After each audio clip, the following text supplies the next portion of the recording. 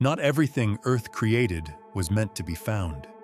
In the shadows of maps and the silence between borders, there are places that defy reason, and they almost seem unreal. This is a descent into the planet's most forbidden beauty, where danger whispers and wonder dares you to come closer. Welcome to the hidden gems the world tried to forget. The wind sighs softly through the dense emerald canopy above, where morning mist clings to the moss-covered trunks like nature's veil. Deep in the remote heart of Colombia lies a realm that feels almost imagined. Caño Cristales, the river of 5 colors.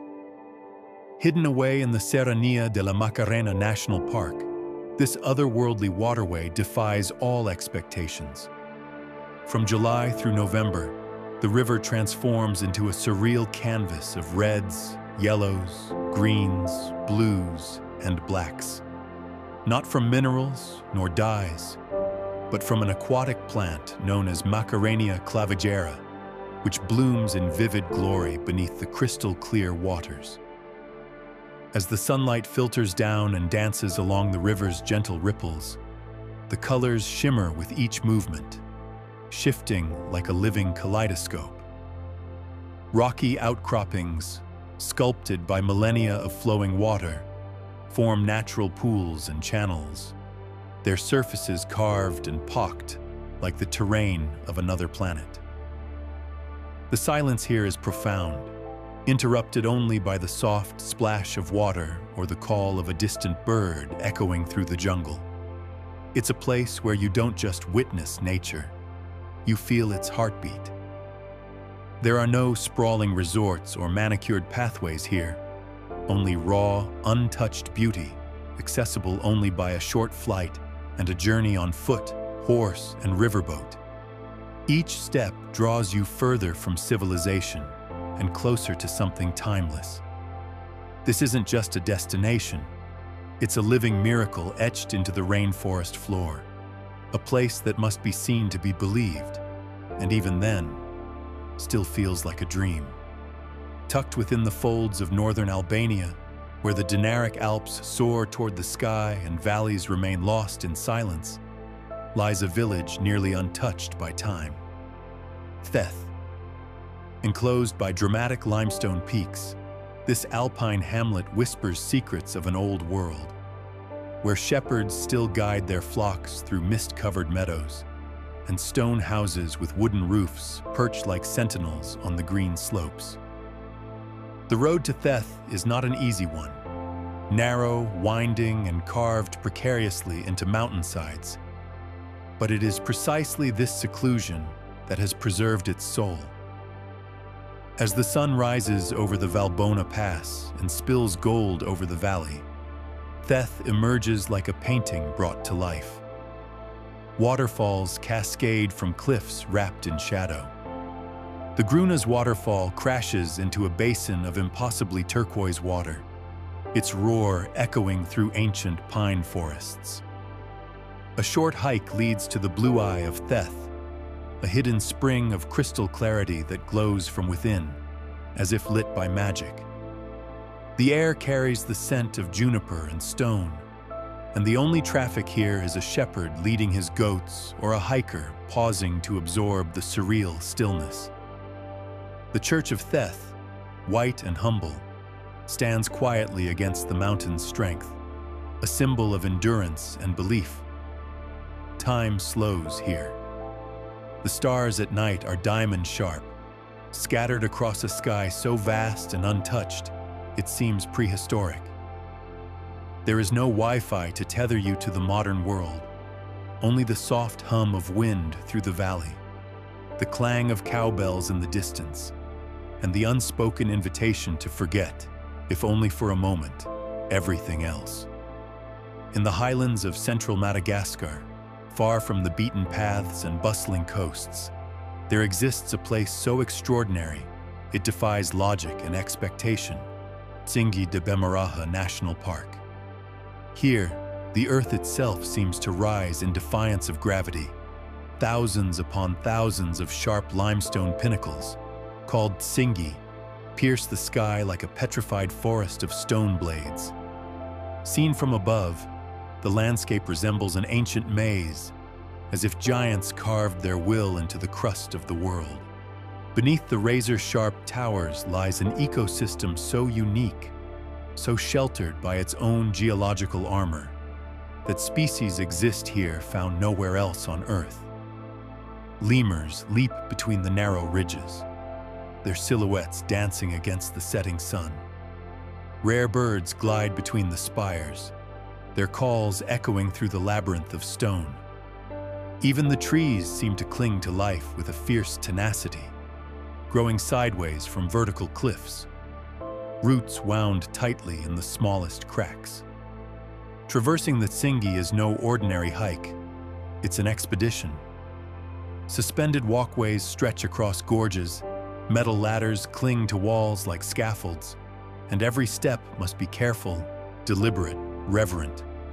The air is dry, clean, infused with the scent of dust and life surviving against the odds. This place was forged in time's furnace, shaped by water and wind and patience beyond comprehension. To walk among the Tsingy is to stand inside the bones of the earth itself, ancient, eternal, and watching. Along the remote southern coast of Japan, concealed by layers of mist and mythology, lies the hauntingly beautiful island of Yakushima. A land of rain and dreams, this emerald isle is draped in ancient forests, so dense and alive, they feel like the lungs of the planet. The island's crown jewel is its primeval cedar trees, some more than 7,000 years old, silent giants with bark like woven armor, roots sprawling like frozen rivers through the mossy floor. As you step beneath their towering canopies, the forest swallows the world. Time becomes irrelevant. Sunlight filters through layers of green, refracted by moisture, creating an ethereal glow that lingers in the air. The soundscape is hypnotic. Raindrops tapping leaves, the distant rustle of deer, the occasional call of a yaku macaque. Every path feels sacred, every stone a relic of some older, forgotten civilization. The Jomon Sugi, the island's most revered tree, stands like a monument to eternity.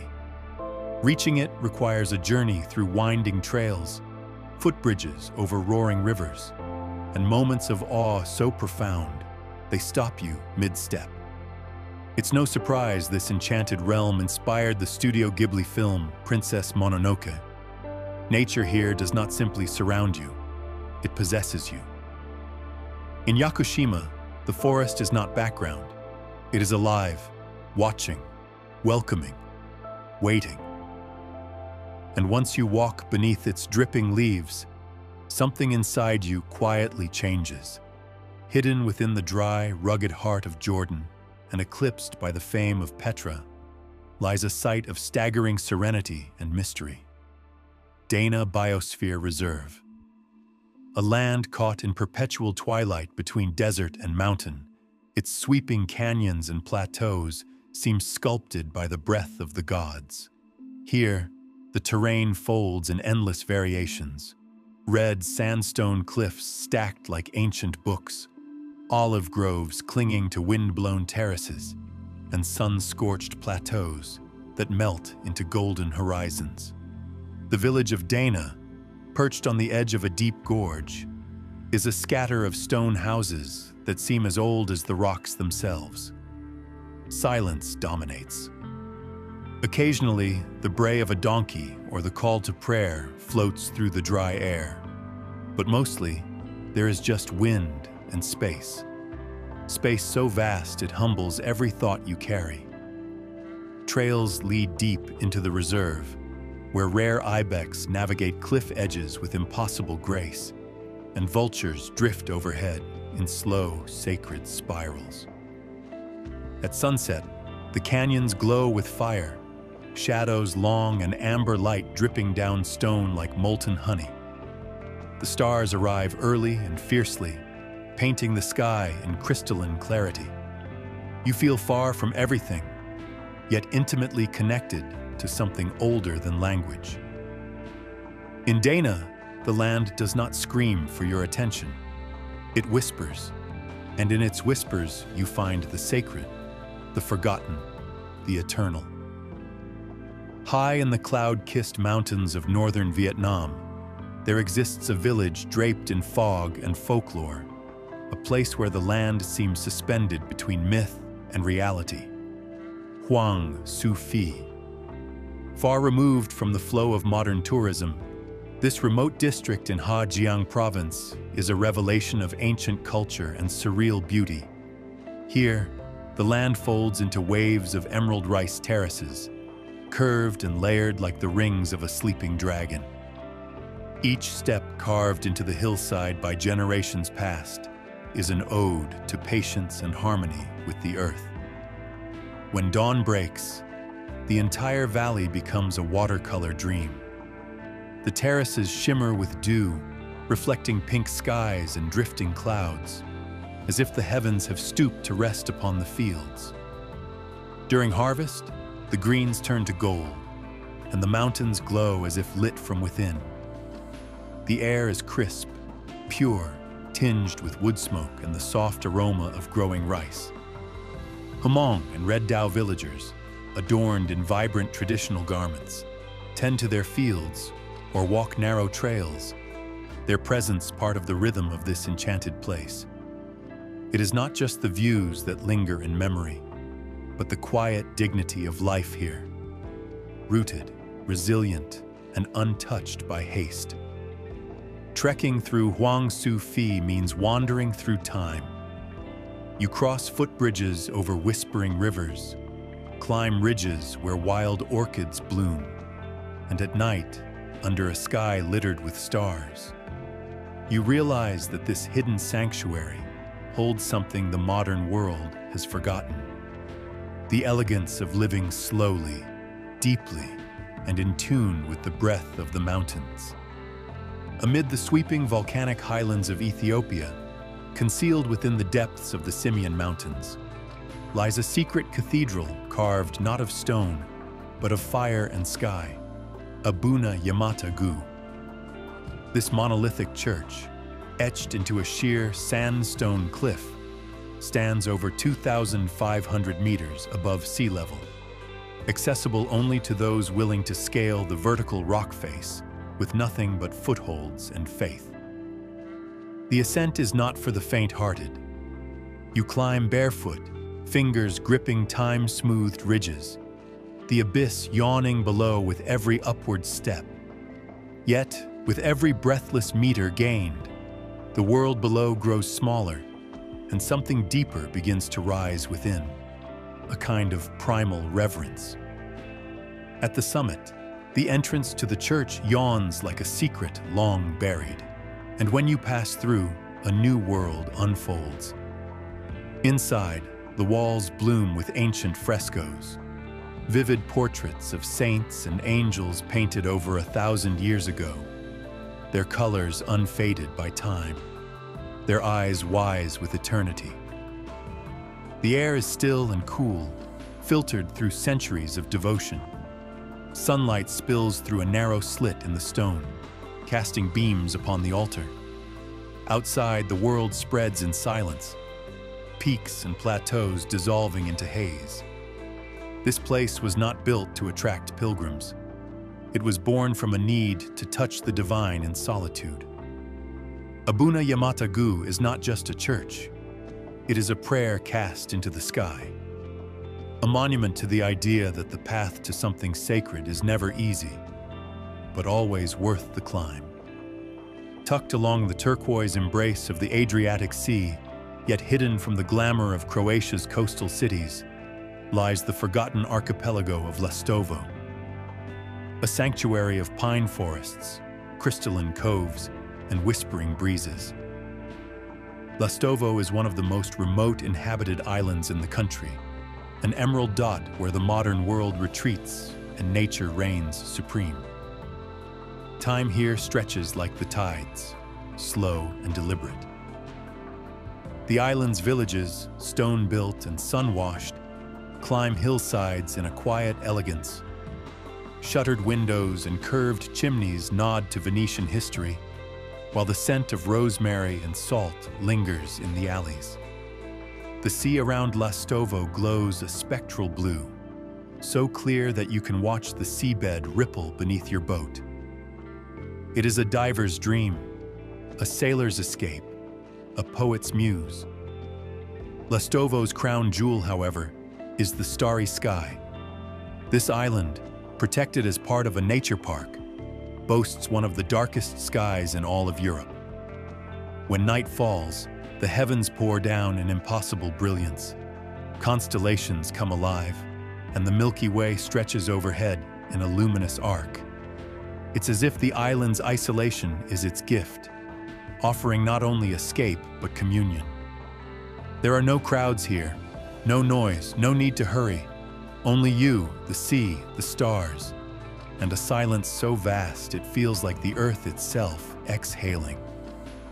Lastovo isn't just hidden, it's sacred. In the snow-draped silence of the Altai Mountains, at the crossroads of Mongolia, Kazakhstan, and Russia, lies a landscape so profound in its solitude that it seems untouched by the passage of time. Lake Khoton. Cradled by larch forests and ringed by golden steppe, the lake glimmers like a mirror to the sky. Its surface so still, you can see the clouds journey across it with perfect clarity. Nomadic families still move with the seasons here, their yurts speckled across the horizon like pearls scattered in the grasslands. Yaks graze at the lake's edge, their reflections caught in the water, while eagles soar overhead, wings stretched wide like banners of freedom.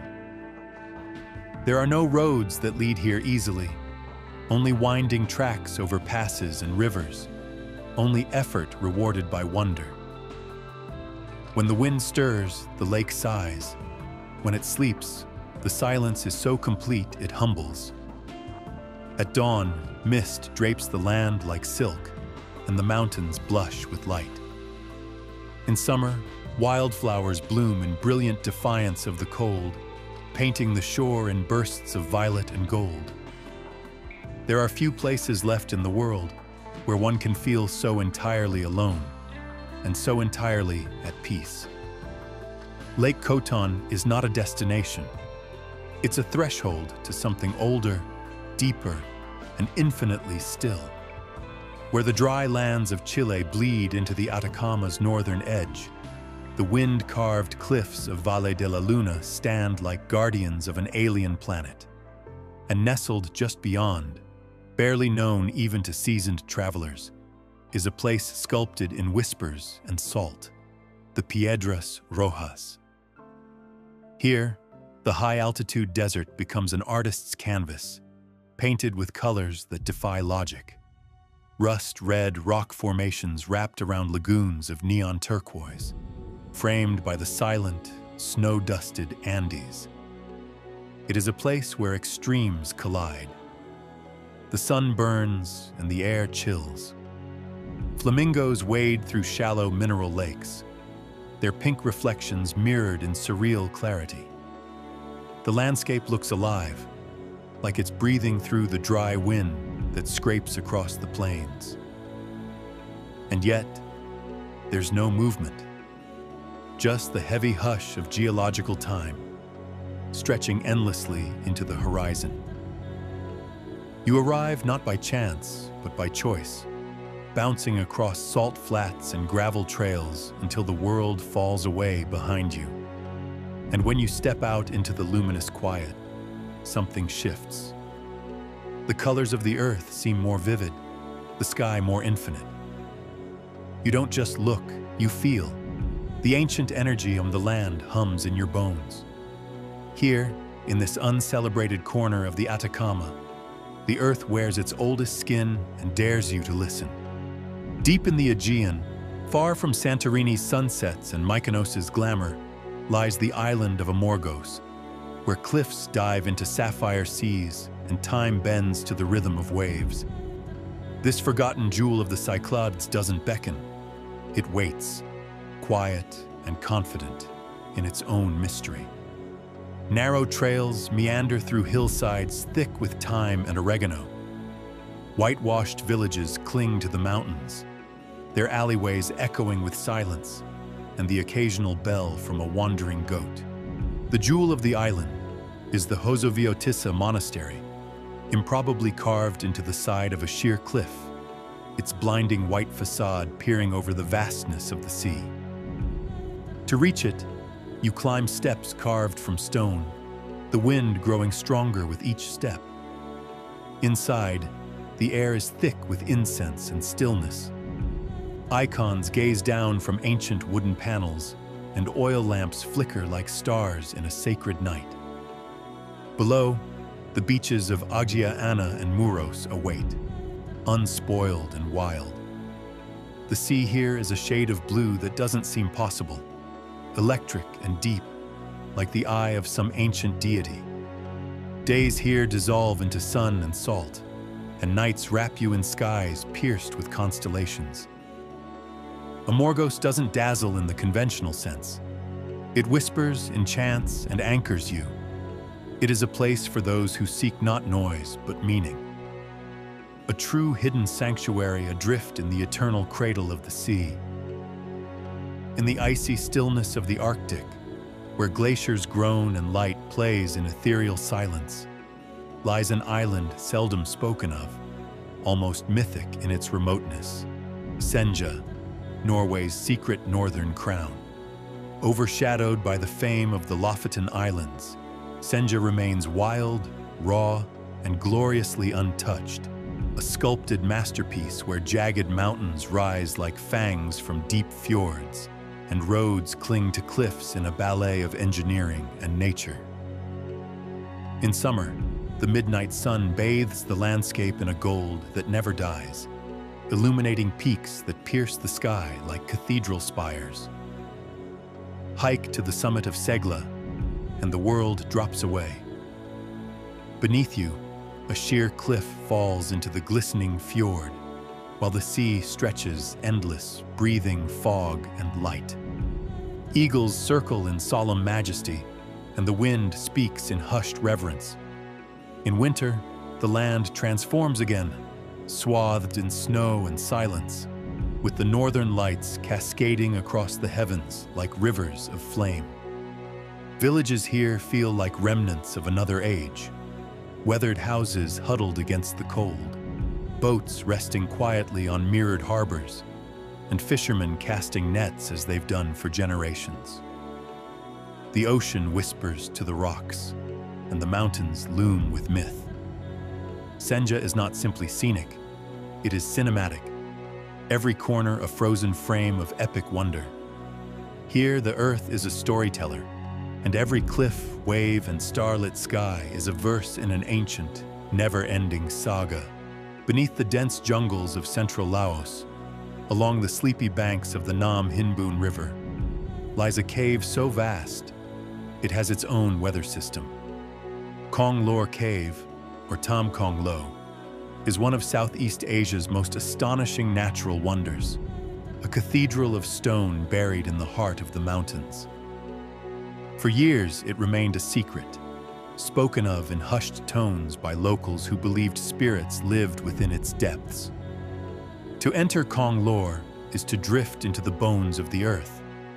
A narrow wooden boat carries you into the black mouth of the cave, lanterns casting trembling shadows on the soaring walls. The darkness here is complete, so deep it seems to swallow sound. But then the cave opens, and opens, and opens. For over 7 kilometers, the river carves its way through an underground kingdom. The ceilings stretch 100 feet above. Stalactites hang like frozen daggers, and hidden alcoves reveal chambers glittering with calcite formations that glow like moonstone in the lamplight. Occasionally, the guides stop and switch off the engines. Silence reigns. You are floating in a cavern that predates civilization, surrounded by walls shaped by patience and water.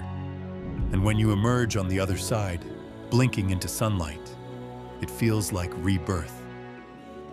Few places on Earth so perfectly embody the sensation of discovering another world. Konglor is not just a cave. It is an initiation into mystery, a descent into the deep quiet of geologic time, and a journey you carry within forever. On the southern coast of Italy, where the sun burns gold into the cliffs and the Tyrrhenian Sea rolls like liquid sapphire, hides a place even many Italians have never seen: Civita di Bagnoregio. Perched atop a crumbling volcanic mesa and connected to the world by a single narrow pedestrian bridge, this ancient village floats like a dream above the fog. Known as La Città che muore, the dying city, Civita is slowly succumbing to time, its cliffs eroding, its walls weathering like parchment. But what remains is nothing short of transcendent. Stone archways open into cobbled alleys lined with blooming geraniums. Sunlight plays on ochre walls, and every turn reveals vistas that stretch into rolling vineyards, olive groves, and the deep folds of the Lazio countryside. There are no cars here, no neon signs, only footsteps echoing off stone and the clink of cutlery from hidden courtyards. At dusk, the town glows in amber tones, the sky melting into lavender as church bells ring like echoes from centuries past. Civita doesn't try to impress. It whispers, seduces, and disappears into the mist. It is a place between worlds, where the present is thin and history pulses just beneath the surface. Visiting Civita is like walking into a forgotten poem, one that lingers long after the last line has faded. In the far reaches of the Philippine archipelago, far from the glittering beaches of Palawan and the tourist-drenched sands of Boracay, rests a secret whispered only among the most intrepid explorers: Calayan Island. Part of the Babuyan Islands and accessible only by long, weather-dependent boat rides, Calayan remains pristine, a lush, volcanic Eden surrounded by sapphire sea and sky. The coastline is jagged, wild, and theatrical. Waves crash against black cliffs, sending up fountains of white spray. Hidden coves shelter beaches of pale sand where no footprints linger. The most iconic of these is Sibang Cove, a crescent of powdery white embraced by emerald hills, its turquoise waters so clear they seem lit from within. Hike inland, and waterfalls tumble through rainforest, where hornbills call and monitor lizards slink beneath ferns. There is no luxury here. Electricity is sparse. Wi-Fi is a rumor, but in its place is something far more rare: clarity. Nights are painted with stars, and the Milky Way is a shimmering ribbon across the black dome above. The locals, few in number, share stories of sea spirits and weather gods, and offer food cooked over flame with a smile that feels like home. Calayan is the Philippines before postcards, a world of raw elements, wild heartbeats, and unscripted moments. Hidden deep in the Peruvian Andes, draped in mystery and thick jungle mist, is a place many believe rivals Machu Picchu in both scale and wonder, but remains almost entirely unknown: Choquequirao. Its name means cradle of gold, and walking through its stone terraces and ceremonial platforms feels like treading through the dreams of a forgotten empire. Unlike its famous sibling, Choquequirao sees only a handful of visitors each day, and reaching it requires effort. A 2-day trek through steep valleys, across rivers and switchbacks that test resolve and reward with silence. And then, suddenly, the jungle parts. Massive agricultural terraces fan across the mountainside like emerald wings. Llama-shaped stone carvings stare out from mossy walls. Grand staircases, once used by Incan priests and messengers, rise toward the heavens. The ruins are alive with solitude. You can sit in the central plaza and hear only the rustle of wind through trees, the distant cry of hawks, the beating of your own heart. There is no fence, no tour group, no rush. Only you and the presence of something vast and sacred. At sunset, the site catches fire, stone and sky blending in a blaze of orange and purple. Choquequirao isn't just a lost city. It's a living threshold into the soul of a civilization that still lingers in the shadows of the Andes. Tucked into the high plains of Bosnia and Herzegovina, surrounded by rolling fields and blue ridges, lies a village lost in time. Ljukomir. At nearly 1,500 meters above sea level, this is the country's highest and most isolated permanent settlement. A cluster of stone houses with shingled roofs, perched on the edge of a dramatic canyon that cuts like a scar through the Dinaric Alps. Sheep graze along rocky slopes. The scent of wood smoke curls through the air. The villagers still wear traditional garments, speak in dialects older than the nation itself, and live by the rhythm of the land. There is no supermarket, no streetlight, only a single winding path in and out, often closed off by snow for much of the year. And yet, Ljukomir pulses with a fierce beauty.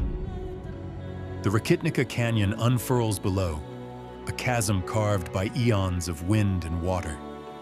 Wildflowers bloom defiantly in cracks of stone. The silence here is complete, as if the sky itself is listening. Sit on a boulder at the edge of the cliff, and you will feel it.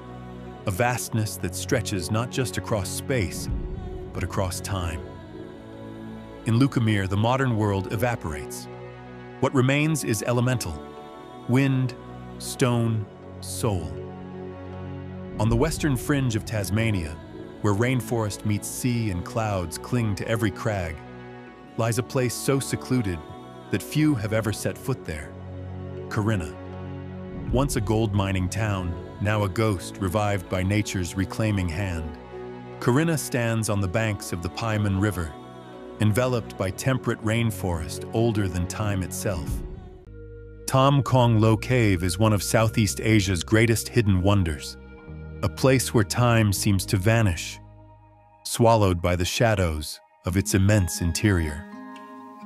The entrance, framed by jagged cliffs and lush jungle, offers no hint of the vastness within.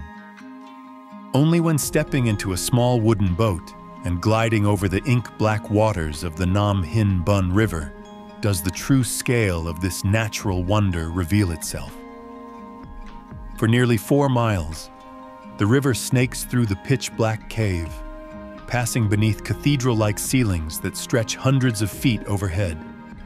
The sound of dripping water echoes through the vast chamber, broken only by the soft splash of oars.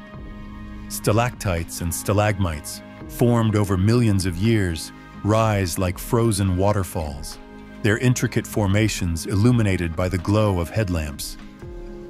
Midway through the journey, a hidden beach emerges in the darkness, a surreal oasis where golden sands meet the silent black waters. Here, a short walk leads to chambers filled with rock formations that glisten as if carved from crystal. The cave's exit, a glowing arch of light in the distance, feels like a gateway back to the world above.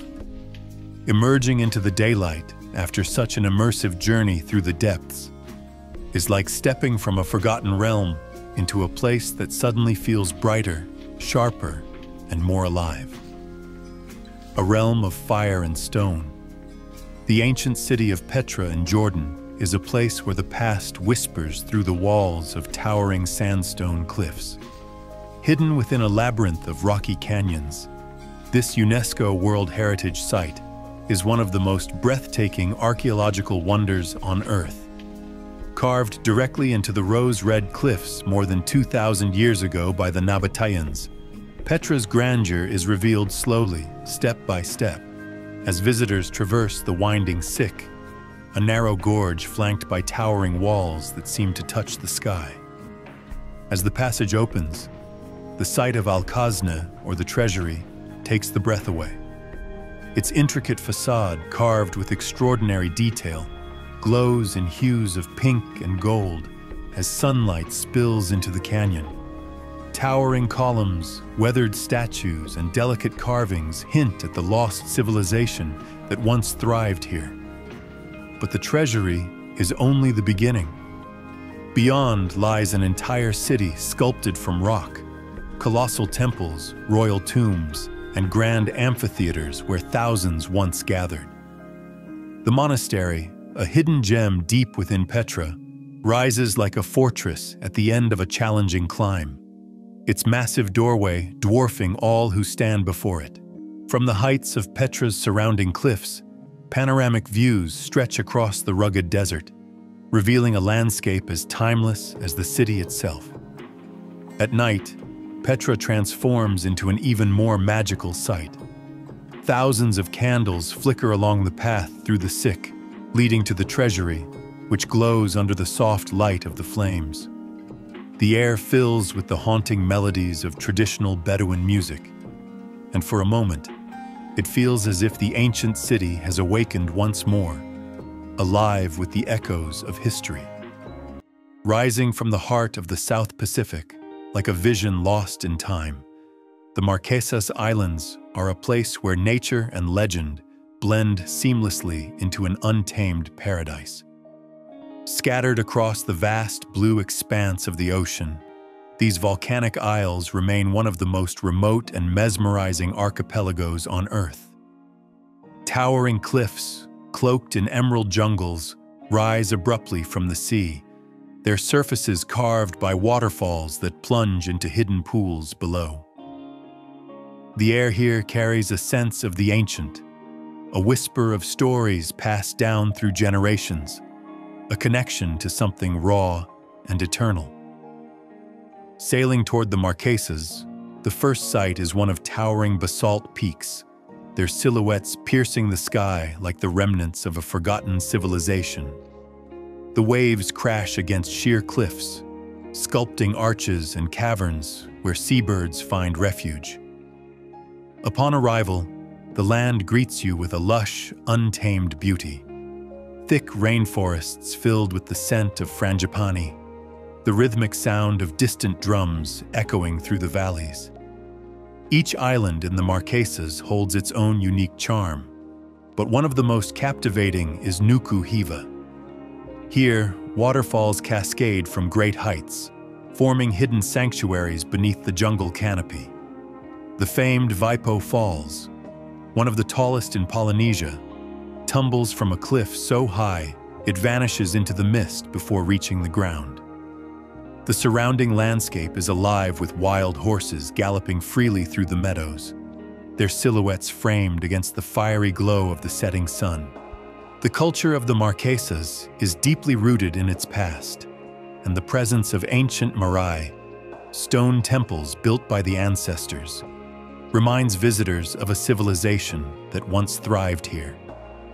Massive tikis, their weathered faces frozen in time, stand as guardians of the land, their expressions holding secrets known only to the winds and waves. The people of the Marquesas, fiercely proud of their heritage, welcome travelers with the rhythm of the pahu drums and the hauntingly beautiful sounds of traditional chants. Beneath the waves, the underwater world is equally enthralling. The waters surrounding the Marquesas are teeming with marine life, from swirling schools of tropical fish to the graceful movements of manta rays gliding through the currents. The remoteness of the archipelago means that much of its ocean remains untouched, a pristine haven where the sea reveals its unspoiled majesty. As night falls over the Marquesas, the sky comes alive with stars, undimmed by the presence of city lights.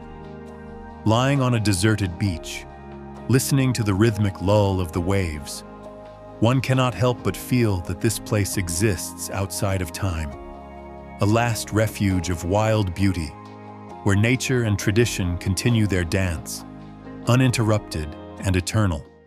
And now, to a place where the water writes poetry in turquoise, and the land folds in whispers of gold and limestone. The El Nido region of Palawan in the Philippines. Often overshadowed by more tourist-heavy islands, El Nido remains one of Earth's most cinematic seascapes, where every turn reveals a postcard that outshines the last.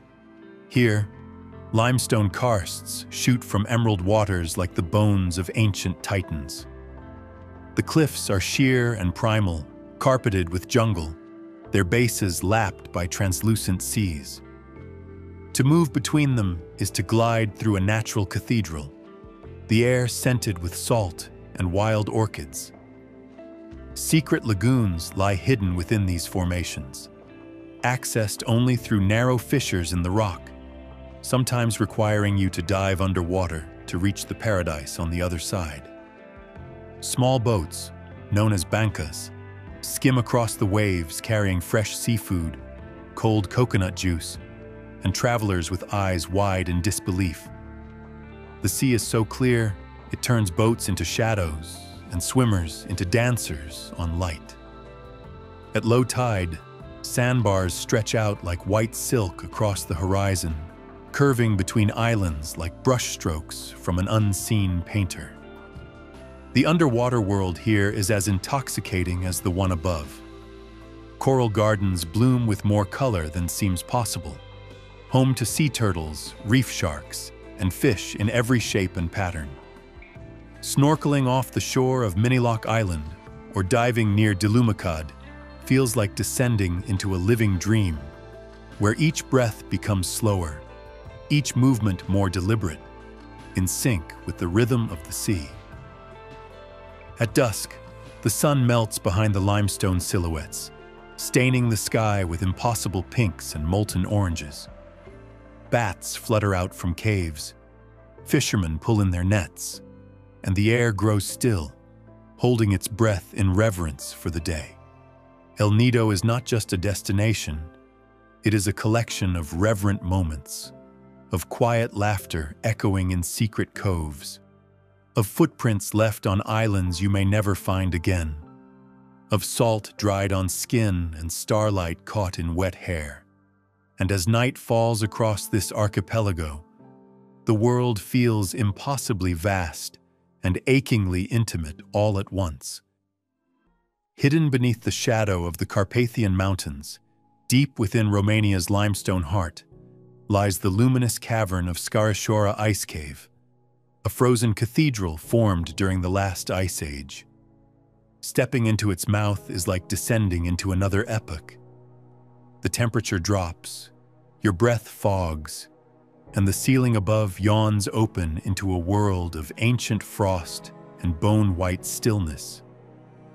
Inside, shafts of sunlight filter through openings above, igniting the ice in shades of cerulean and pearl. Massive columns rise like titans from the floor, sculpted over millennia by dripping mineral-rich water. It's eerily quiet. Only the occasional crack of shifting ice or the drip of meltwater breaks the hush, echoing like ancient voices in the stillness. Despite its isolation, locals have long revered the cave, speaking of spirits and gods that rest within its depths. A staircase hewn from rock descends through caverns and chambers, some of which hold mummified remains from centuries past. Evidence of ancient burial rites practiced long before modern Romania existed. There are no souvenir shops, no cafes, just the cold breath of the mountain and the ageless beauty beneath it. The Scarășoara Ice Cave doesn't try to impress you. It doesn't need to. It simply is, a monument to permanence in a world of change. On the northeast coast of Madagascar, where the rainforest kisses the reef and lemurs leap from tree to tree like echoes of a forgotten age, lies Masoala National Park. It is the island's largest protected area, and yet almost no one outside this hemisphere has ever heard of it. It is raw, wild, glorious. The trees here stretch skyward in a fever of green, their trunks wrapped in vines as thick as ropes. Rain falls in sudden bursts, then vanishes. The forest floor steams, and the call of exotic birds twines with the growl of hidden chameleons and the chatter of unseen primates. Red-ruffed lemurs perch high in the canopy, watching with curious golden eyes. Step beyond the trees, and you find a coast untouched. Coral reefs ripple just offshore in clear waters, home to sea turtles, clownfish, and the occasional passing whale. The beach is not manicured. It's wild, golden, and empty, except for driftwood and the occasional crab retreating into the surf. To explore Masuala is to immerse yourself in a place where Earth still behaves as it did long before humanity carved borders and roads into its skin. You come here not to conquer, but to yield, not to see, but to witness. Where the sun rises over the golden dunes of Central Asia and casts long shadows across a barren, breathless plain, the Ustjort Plateau stretches into the horizon like a forgotten frontier between time and space. Nestled between the Caspian and Aral Seas, spanning Kazakhstan and Uzbekistan, this alien land seems untouched by both man and memory. It is a place of silence so absolute it hums. The terrain is surreal. Chalky canyons, towering limestone cliffs, and sprawling salt pans that gleam like shattered mirrors in the sun. Striated hills fold in on themselves like the skin of sleeping giants, and wind-sculpted rock pillars stand as solitary guardians of a realm lost to time.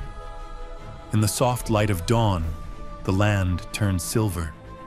At dusk, it glows red, and in the deep night, the Milky Way unfurls overhead like an ancient scripture written across the sky. Nomadic tribes once crossed these plains, their caravans leaving faint trails in the dust. Now, the only footprints belong to wild antelopes and foxes that skitter through the brush. The air smells of dry stone and salt. The wind carries nothing but the sound of its own breath. It is not a place of comfort, but it is a place of wonder. There is no Wi-Fi, no cafes, just a primordial hush that invites you to sit with your thoughts and become smaller in the best possible way. Deep within the limestone belly of Guangxi, where the land is carved into surreal waves of karst and the rivers snake like calligraphy through jade valleys, a cave pulses with light and sound. Reed Flute Cave, a cathedral beneath the earth. From the outside, it appears unassuming, a rocky slope tucked beside Li River's gentle bends. But step inside, and the world melts into a fantasy of stone. Stalactites and stalagmites rise like frozen storms, catching the light in crystalline fire. Colored illumination, soft blues, royal purples, celestial greens, sweeps across the formations, casting shadows that dance like spirits across mirrored pools. Every chamber is a universe. In one, a spire arches upward like a lightning bolt caught mid-strike. In another, a silent lake reflects the ceiling with such precision it dissolves the boundary between water and air. The formations have names whispered by generations: Dragon Pagoda, Crystal Palace, Sky Pillar. And though they are shaped by millennia of slow, dripping water, they possess a grandeur more immediate than any palace wrought by man. The silence here is not emptiness. It is depth. Your footsteps echo in quiet reverence, as if the cave itself is listening. You run your fingers along stone that predates history, and somewhere deep in the shadows, a drop falls from above, soft as a breath, steady as time. Legends say ancient poets once stood where you now stand, composing verses by torchlight, humbled by the majesty of nature's secret art. Some say the cave is the lungs of a sleeping dragon, others that it is a gateway between worlds. Either could be true. Standing there, heart slowed to the rhythm of drip and echo, you believe both. Outside, the world turns. But down here, beneath layers of mountain and myth, you are timeless. A labyrinth of ice and fire, Kamchatka's Valley of Geysers is one of the rarest and most extraordinary geothermal wonders in the world. Hidden deep within the Russian Far East, this remote valley is a place where steaming vents, boiling hot springs, and powerful geysers erupt in an untamed display of Earth's raw energy. Accessible only by helicopter, the journey itself is an adventure, soaring over volcanoes, emerald lakes, and vast tundra landscapes before descending into the valley's geothermal paradise. Upon landing, the air is thick with the scent of sulfur, and the ground trembles beneath the force of superheated water surging from beneath the Earth's crust. More than 90 geysers dot the valley, each one with its own unique rhythm. Some explode in towering jets of steam, while others bubble and churn in simmering pools of sapphire and emerald hues. The largest, Velikan, giant, erupts with thunderous force, sending scalding water nearly 100 feet into the air. Wooden walkways guide visitors safely through this volatile terrain, offering breathtaking views of steaming cliffs, mineral-rich terraces, and waterfalls that flow with a mixture of hot and cold water. It is a land of extremes, where snow-capped volcanoes loom in the distance, their slopes occasionally streaked with rivers of molten lava. The contrast of fire and ice creates an environment unlike any other, a place where the earth itself breathes, constantly shifting and reshaping the land. A place where nature's artistic hand has sculpted a masterpiece. The fjordlands of Norway are a breathtaking fusion of towering cliffs, cascading waterfalls, and mirror-like waters.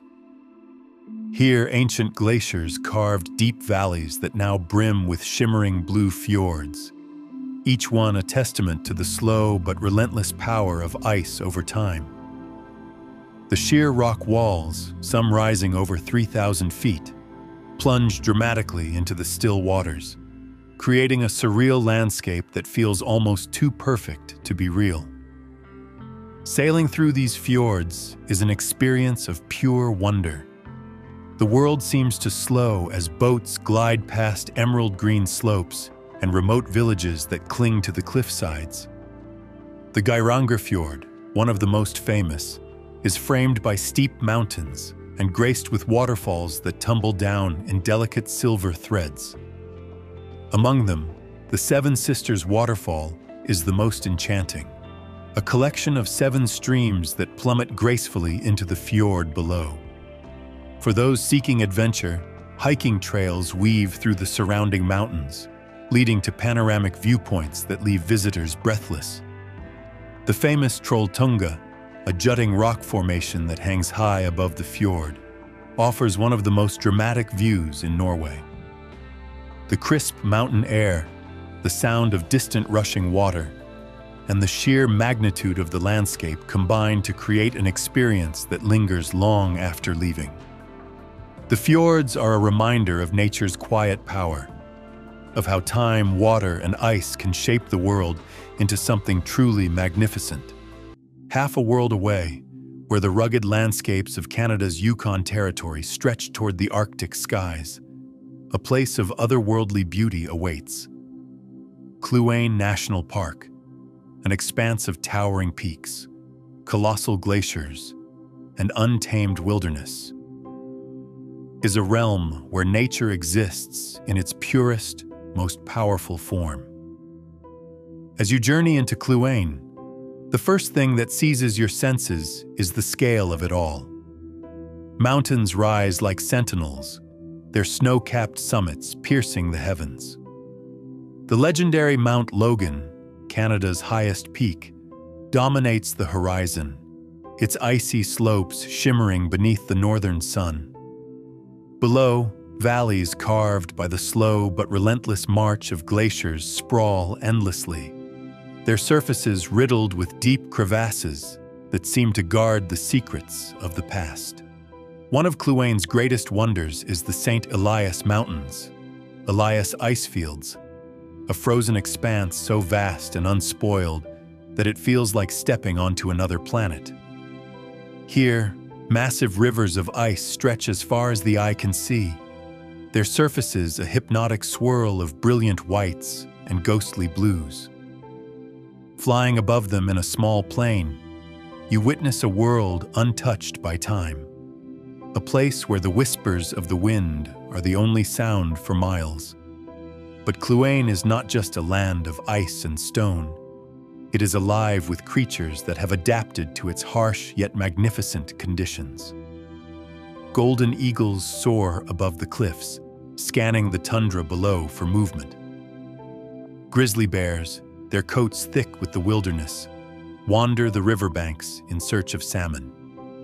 In the alpine meadows, wildflowers bloom in defiance of the cold, splashing the landscape with bursts of color as delicate as they are fleeting. For those willing to brave the elements, Cluain offers adventure like no other. Kayaking across Kathleen Lake, where the mountains reflect perfectly upon its mirror-like surface, is an experience of pure tranquility. Hiking the King's Throne Trail leads to a vantage point where the entire valley unfolds before you, in a panorama so breathtaking, it seems almost unreal.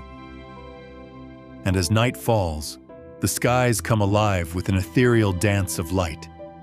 The aurora borealis, weaving its luminous ribbons across the heavens in a spectacle that leaves even the most seasoned travelers in awe.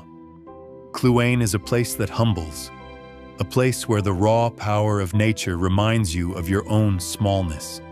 And yet, in that smallness, you find something vast, a connection to the wild, to the ancient, to the infinite beauty of the world itself. And now, to a land that seems sculpted by the gods in molten fire and cooled by ancient winds, the black sand beaches of Vik í Mýrdal in Iceland.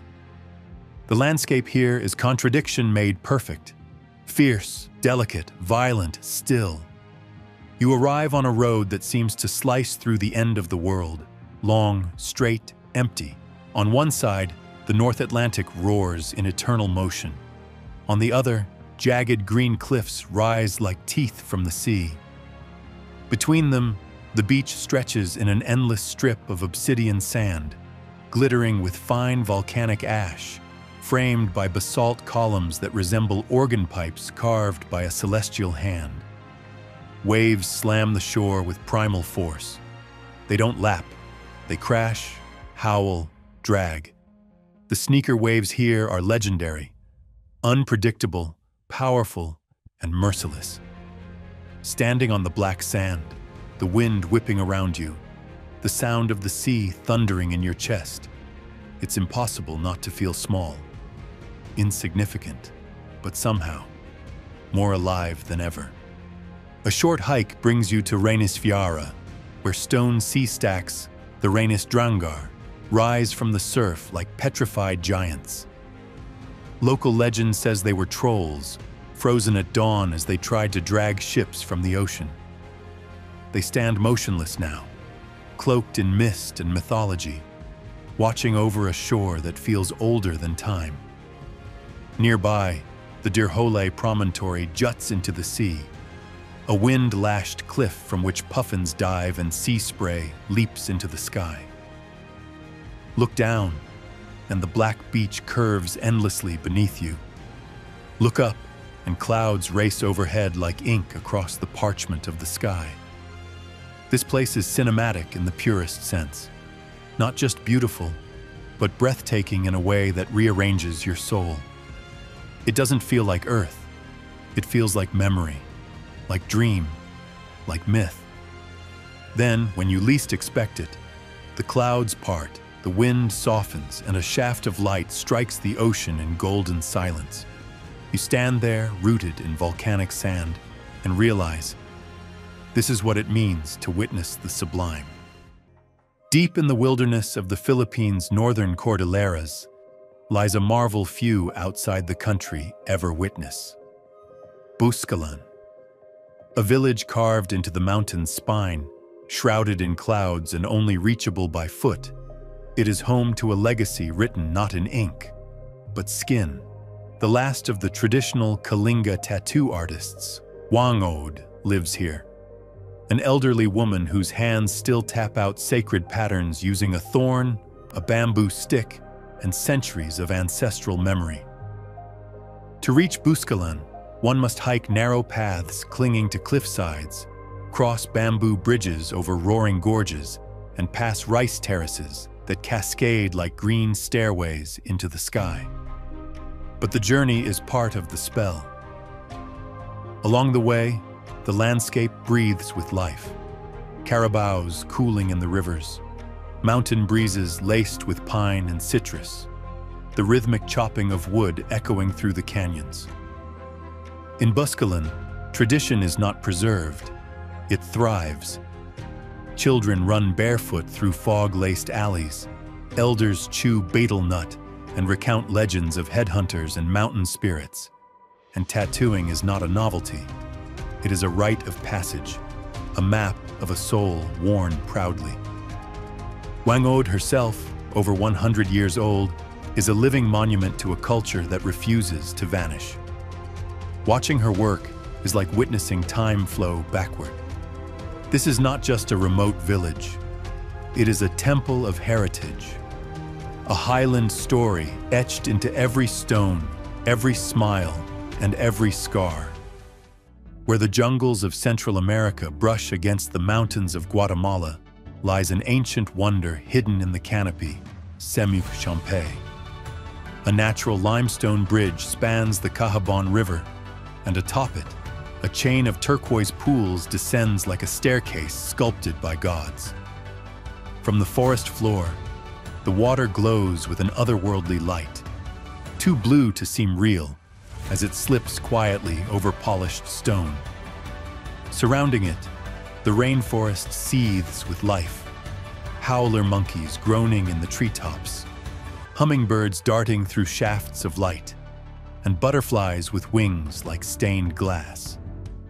To reach Semuk Champe, you pass through winding mountain roads barely wide enough for one vehicle, through villages where Quechua Maya still speak their ancient tongue and sell handmade chocolate by the roadside. The limestone beneath the pools hides a roaring torrent that vanishes underground, carving caverns filled with echo and shadow. Some travelers explore them by candlelight, swimming through subterranean rivers, their flickering flames illuminating glistening rock formations. Above, the pools remain calm, serene, sacred, untouched. There's something transcendent about floating in those crystalline waters as mist gathers on the forest edge and parrots call from unseen perches. You forget time. You forget borders. You remember only that places like this still exist, sheltered from the noise of the world, waiting for those quiet enough to hear them. High in the mist-wrapped folds of Fujian's hills, where bamboo forests sway like the tides of a sleeping sea, you'll find strange, otherworldly circles dotting the landscape, earthen strongholds called Tulu. At first, they seem like ancient UFOs that have gently landed among the trees, their symmetry so precise, their presence so improbable. These massive round structures were built by the Hakka people centuries ago, as fortresses to protect generations of families from war and wilderness. Constructed entirely from rammed earth, stone, and timber, a single Tulu can house up to 800 people, an entire self-contained village, spiraling inward around a central courtyard, like the memory of a heartbeat. From the outside, a Tulu is formidable, thick earthen walls rising 4 or 5 stories high, windowless for defense, stoic against storm and time. But step through the wooden doors and a different world opens. Communal, warm, alive with clatter and conversation. Children chase each other along wooden balconies. Lanterns sway beneath tiled eaves. The scent of cooking wafts from open kitchens, mingling with incense curling from ancestral altars. Every Tulu has a soul. Some feel solemn and quiet, with moss-covered beams and creaking floorboards that remember every footstep. Others buzz with life, their inner rings crowded with drying herbs, red paper charms, and the laughter of grandparents telling the same stories to each new generation. These structures are living palimpsests, layers of architecture, spirit, and survival fused into circular harmony. They are not ruins. They are thriving homes, still alive with the rhythm of rural life. To walk into a Tulu is to step into the echo of centuries, where the world is both bigger and smaller all at once. It's a sanctuary not just of walls and roofs, but of lineage, language, and lives interwoven like the rings of a tree. Rising like a mirage from the sands of the Arabian Peninsula, the empty quarter, Rub al-Khali, is the largest continuous sand desert in the world. It is a place where the horizon stretches endlessly, where golden dunes tower like waves frozen in time, and where silence reigns supreme. The sheer scale of this desert is staggering. It spans across 4 countries, Saudi Arabia, Oman, the UAE, and Yemen, covering an expanse so vast that it seems almost infinite. Standing atop one of its colossal dunes at sunrise, the landscape transforms into an ocean of shifting colors. Shades of gold, orange, and crimson ripple across the sand as the first light of day awakens the desert. The wind moves softly, sculpting new patterns into the ever-changing dunes, ensuring that no 2 days ever look the same. Despite its harsh and unforgiving nature, the empty quarter holds secrets of life and history.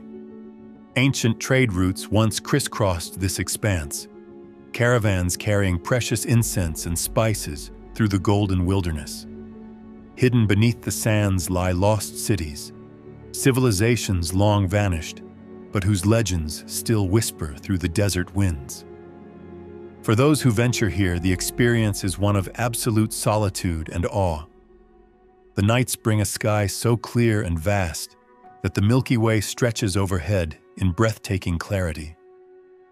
Sitting by a flickering fire under the endless desert stars, one cannot help but feel a deep connection to something ancient and eternal. The empty quarter is not just a landscape, it is a place of raw beauty, where the earth tells stories written in sand. Where lush rainforest meets thundering cascades, Iguazu Falls is one of the most spectacular natural wonders on the planet. Straddling the border between Argentina and Brazil, this massive system of 275 waterfalls stretches nearly 2 miles, creating an overwhelming spectacle of mist, water, and sound. The sheer power of the falls is breathtaking, with millions of gallons plunging into the river below every second. The heart of Iguazu's fury is the Devil's Throat, a colossal U-shaped cascade where water crashes down a staggering 270 feet, sending mist soaring into the sky. Standing on the viewing platform at the edge of this roaring abyss, visitors are engulfed by the thunderous sound and the sensation of being surrounded by raw, untamed power. Rainbows form in the perpetual mist, adding an almost magical glow to the scene. Beyond the falls, the surrounding rainforest teems with life. Howler monkeys call from the treetops. Vibrant toucans flit between branches, and elusive jaguars prowl the dense undergrowth. The national parks on both the Argentine and Brazilian sides offer countless trails and walkways, allowing visitors to experience the falls from different angles, some offering panoramic views, others leading to intimate encounters where the water seems close enough to touch. A boat ride beneath the falls provides the ultimate thrill, where the churning water drenches adventurers as they are pulled into the heart of the cascade. Whether experienced from above, below, or within, Iguazu Falls is an overwhelming testament to the power and beauty of nature. One that leaves visitors spellbound long after they leave its misty embrace. On the opposite side of the world, hidden within the rugged landscapes of northern Scotland, lies a place shrouded in mystery and breathtaking beauty. The Isle of Skye, with its dramatic cliffs, wind-swept moors, and otherworldly rock formations, feels like a land sculpted by ancient gods. Here, mist clings to jagged peaks, rivers carve their way through emerald valleys, and the ever-changing sky casts shadows that bring the landscape to life. The Cuireadh, a vast landslip of surreal rock formations, is a place of legend. Walking among its towering spires and twisted ridges, it is easy to believe the old tales of giants and spirits that are said to inhabit these lands. The shifting clouds create a theatrical display of light and shadow, illuminating the rolling hills in hues of deep green and golden amber. Every step leads to a new vista, each more striking than the last. A painter's masterpiece crafted by nature itself. Not far from the Cuireadh, the fairy pools glisten like liquid sapphires beneath the jagged peaks of the Black Cuillin Mountains. These crystal-clear pools, fed by cascading waterfalls, seem almost too beautiful to be real. The water is so pure, it reveals every pebble beneath its surface, inviting the bravest to take a plunge into its icy embrace. According to folklore, the pools were once the bathing place of the Fae, and standing by their edge, with the mist curling through the valley, it is easy to understand why. One of the Isle of Skye's most hauntingly beautiful places is the Old Man of Storr, a colossal rock pinnacle that rises starkly from the landscape. Cloaked in mist and surrounded by rolling hills, it stands as a sentinel over the land, a relic of the ancient volcanic forces that shaped this island. The hike to the summit is steep, but the reward is immense. A sweeping view of the island, the sea stretching beyond like a vast silver tapestry. At the end of the day, Skye's coastal villages offer a warm respite from the wild elements. In the town of Portree, fishing boats bob in the harbor, their brightly colored hulls reflecting in the still waters. Cozy pubs serve up hearty meals of fresh seafood and traditional Scottish fare, the scent of peat fires filling the air. With a glass of whiskey in hand and the sound of a fiddle playing in the background, one can lose themselves in the timeless magic of the Isle of Skye. Yet even as night falls, the island's allure does not wane. The northern lights, flickering in hues of green and violet, occasionally grace the skies above Skye, turning the darkness into a celestial wonderland. In this place where myth and reality blur, where nature's raw beauty reigns supreme, the Isle of Skye leaves an imprint on the soul, an unspoken promise that its magic will never fade. In the green heart of Laos, a great river carves its way beneath limestone cliffs into the dark of a world untouched by time. This is Tam Kong Lo, a river cave so vast, so profound in its scope, it feels like entering the lungs of the earth itself. Board a long-tail boat at the cave's mouth, where the water turns from green to ink as it slips into shadow. The ceiling swallows the light, and your eyes adjust slowly as your guide steers by headlamp, a soft beam tracing the contours of ancient rock. The cave stretches for over 7 kilometers, a cathedral of stone and silence. Stalactites hang like the jaws of prehistoric creatures. The water glimmers beneath you, quiet and impossibly still.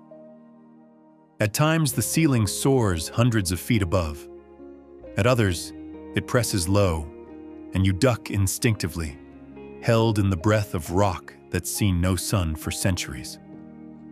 Midway through, you stop. The light goes out. And in that complete blackness, you hear everything. The drip of water from the ceiling, the gentle creak of the wooden boat, your own breath slowing. There's no sound like it in the world. It is not silence. It is presence. Eventually, you emerge on the other side into a valley ringed by karst cliffs, wild and green, where the river resumes its lazy path beneath open sky. It feels like a rebirth, like you have passed through something sacred, and now everything, the sun, the breeze, the sound of birds, is new again. Local villagers live in thatched stilt houses here, growing rice in plots carved from jungle. They speak softly, laugh easily, and move with a grace that can only come from being in harmony with the world around them. They know the cave not as a tourist site, but as a living spirit, a sacred corridor between darkness and light. Tam Kong Lo is not a place for casual travel. It is a place for transformation, for emerging quieter, smaller perhaps, but more awake. In the mountains of northern Vietnam, hidden among emerald rice terraces and cloaked in mist, the village of Pu Luong waits like a secret kept by the clouds. A place so peaceful that the rush of water over bamboo aqueducts and the rustling of palm leaves form the soundtrack of your journey. The air smells of lemongrass and earth, thick with the moisture of the mountains. Every turn in the trail reveals a new miracle, a hand-carved stilt house suspended above jungle valleys, or a sudden opening where golden fields stretch like a sea into the fading sun. Here, the Thai and Muong ethnic groups live with the land, not against it. They plant rice by hand and weave cloth with stories. Children chase chickens through terraced fields, and elders smoke pipes on porches overlooking the valley. There's a rhythm to Pu Luong, an unseen pulse that moves through the trees and into your bones. It's not just beautiful, it's alive. At sunrise, the valley glows. Mist clings to every hill like a blanket, and the light spills in through the canopy like warm milk. By noon, the sky is endless blue, and the waterfalls thunder like applause from the mountains themselves. In the evening, fireflies gather like scattered stars, and the scent of jasmine carries on the breeze. Pu Luong is not a place you find on a map. It's a feeling, an awakening, a reminder that wonder doesn't always shout. Sometimes, it just whispers. In the heart of Washington State's Cascade Mountains, concealed behind jagged ridgelines and demanding trails, lies a realm carved from ice, wind, and myth, the enchantments. This alpine sanctuary is not stumbled upon. It must be earned. The hike that leads to it is grueling, a gauntlet of switchbacks and stone, testing the resolve of every adventurer. But for those who push through, the reward is nothing short of transcendent. At the crest of Osgard Pass, breathless and dizzy with altitude, the world opens in spectacular silence. Jagged granite peaks tear at the sky like frozen fire, and a necklace of turquoise lakes glitters across the valley below. They are so pristine they seem unreal, each one fringed with snowfields even in summer, their waters holding the blue of forgotten dreams. Larches, golden and defiant, stand like sentinels across meadows brushed with wildflowers. The light here is different, sharper, cleaner, as though the sky has peeled back a layer to show you something older than time. At night, the wind slips over the ridges like a sigh, and stars multiply into thousands, mirrored perfectly in the still lakes. Mountain goats descend the slopes without a sound, and in those quiet hours, you realize this place is not just beautiful, it's sacred. The enchantments do not offer comfort, they offer revelation. And in their silence, you'll hear something forgotten in the modern world: awe. Amid the emerald cliffs and primordial stillness of Hunan lies a natural cathedral that defies both scale and expectation: Zhangjiajie's Tianmen Mountain. More than a summit, it is a throne of clouds, crowned by the fabled Heaven's Gate, a colossal arch punched into the mountain's face by time and elemental force. Approaching Tianmen is not a journey, it is a rite. The ascent begins with the world's longest cable car, lifting travelers from the bustle of Zhangjiajie City into the domain of clouds. As the city slips away, replaced by towering karst spires wrapped in mist, you enter another reality, one suspended between sky and stone. The mountain is a maze of wonders. There is the vertiginous glass skywalk, curling along sheer cliffs with nothing but air between your feet and a 1,000-meter drop. You feel each step in your chest. The wind brushes your skin like a ghost. And far below, the world curves away in silence. Then, there are the 999 steps, a staircase that snakes its way from the base to Heaven's Gate, winding like a dragon's spine, demanding a pilgrimage of will and breath. As you climb, the rock seems to rise with you. Mist coils through the trees. Birds drift below. And when you finally reach the arch itself, 94 meters tall and 60 meters wide, you do not look out. You look through into a space that feels like it leads to another realm. Legends say this is where heaven touches the earth, that those who pass beneath the gate are blessed with vision beyond this world. Whether you believe it or not, the air here feels thinner, sharper, touched by something ancient. And when the clouds part, revealing the full sweep of the Wuling Yuan landscape, those pillar-like mountains that inspired Pandora in Avatar, it is not beauty you feel, but reverence. Because here, standing in the doorway between worlds, you do not witness nature. You stand within its soul, remnants of an ancient lake that once covered the region. Isla Incahuasi, the most famous, offers breathtaking panoramic views over the endless salt flats. At night, the sky above Uyuni is a spectacle of stars. With no light pollution for miles, the Milky Way unfurls in all its brilliance, reflected perfectly in the shallow waters below. Time seems to stand still in this place, where land and sky merge into one, and the world feels infinite. It is a reminder that the most surreal wonders can be found in nature itself, crafted not by human hands but by time, wind, and water.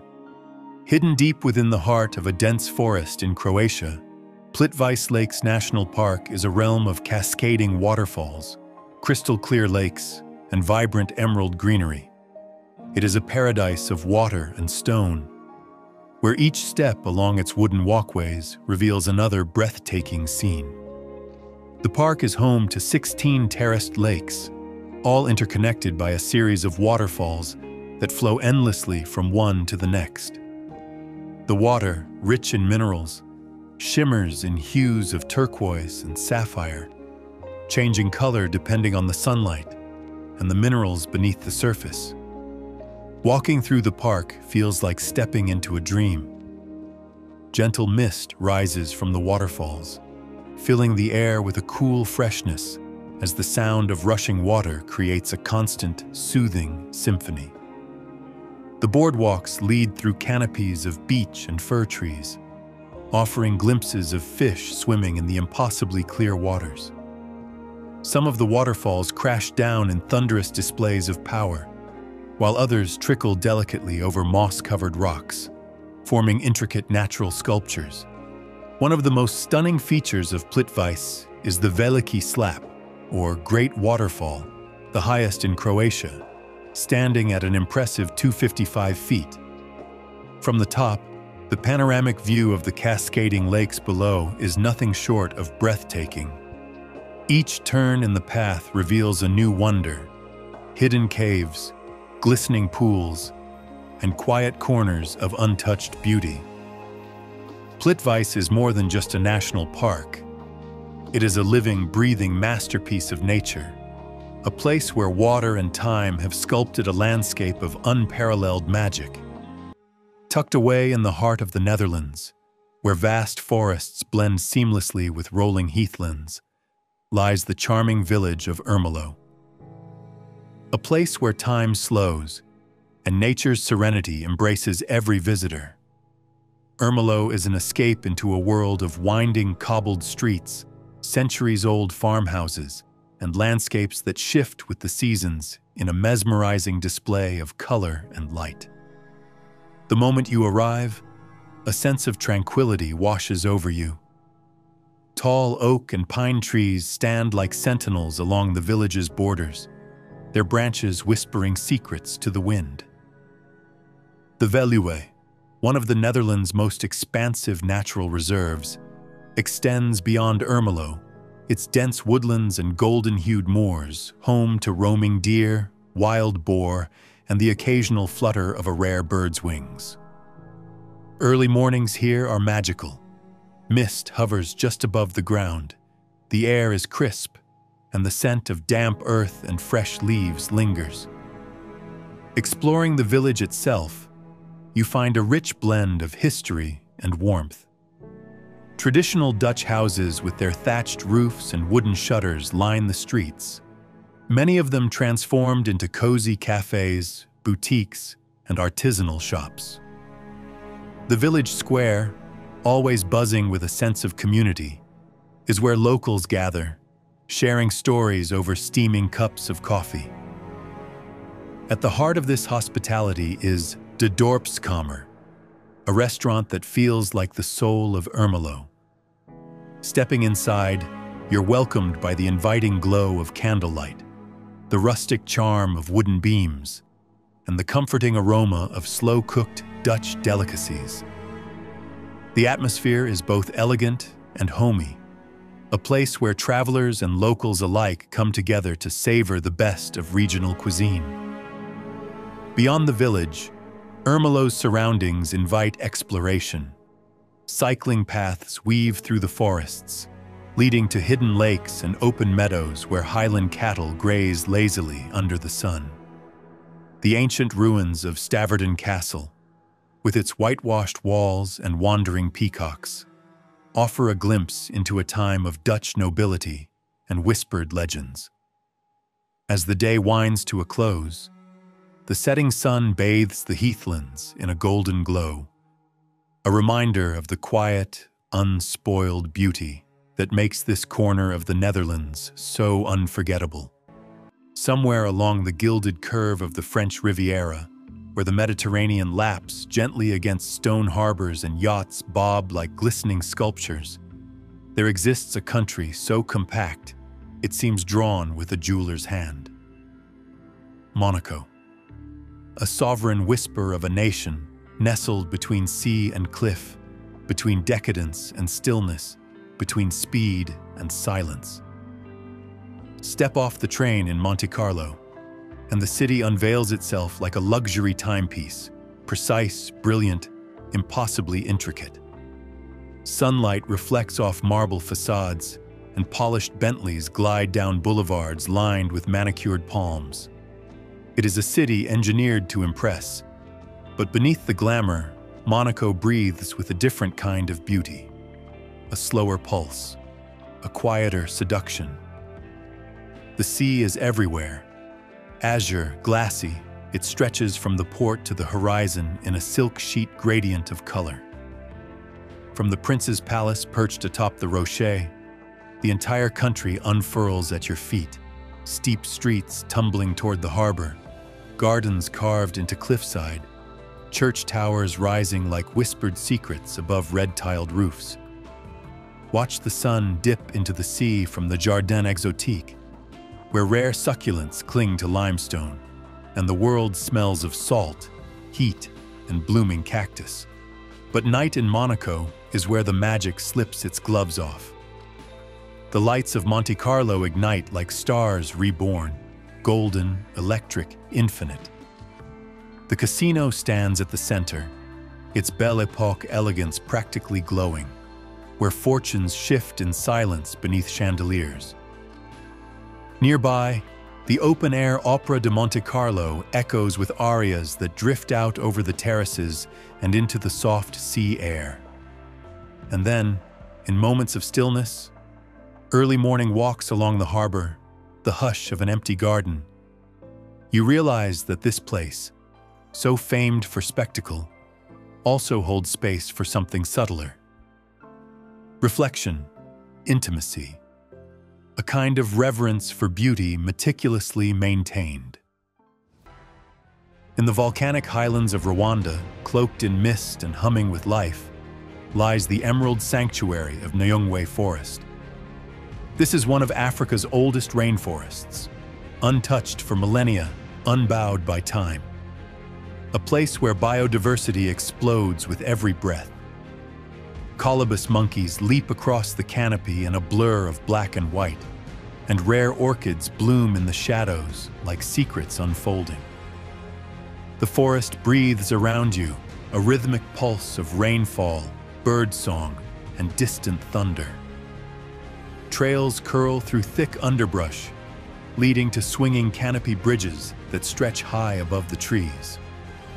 From these airy walkways, you see the forest in layers, moss-draped trunks below, flashes of butterfly wings mid-level, and birds with iridescent feathers darting between the leaves. The air is thick with life, warm and fragrant with damp earth and distant blooms. But Nyungwe's true magic lies in its silence, the kind that deepens your breath and stretches your senses. You walk softer, you listen closer, you notice more. In a world growing louder by the hour, this forest speaks in whispers, reminding you how to hear again. On the far edge of the Azores archipelago, in the shadow of the Atlantic's endless swell, the island of Flores emerges like a forgotten Eden. Here, cliffs fall away into sapphire depths. Waterfalls spill from sky to sea in impossible plunges, and crater lakes shimmer like the eyes of ancient gods gazing skyward. Flores is green in a way the word cannot contain, lush, feral, eternal.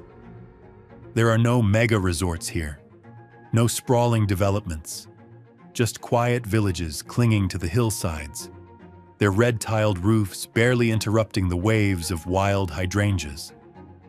Cobbled streets curve like veins through the island, connecting pastures to ports, forests to fields. Cows graze freely. The sea crashes endlessly. Time slows, then forgets to move at all. Drive inland, and the terrain changes with every bend. Dense forests give way to mossy plateaus, and volcanic craters cradle lakes so still they reflect not just the clouds, but your very soul. At Poço da Ribeira do Ferreiro, dozens of waterfalls stream down a jungle-clad cliff in perfect symmetry, feeding a pond so serene it seems carved from a dream.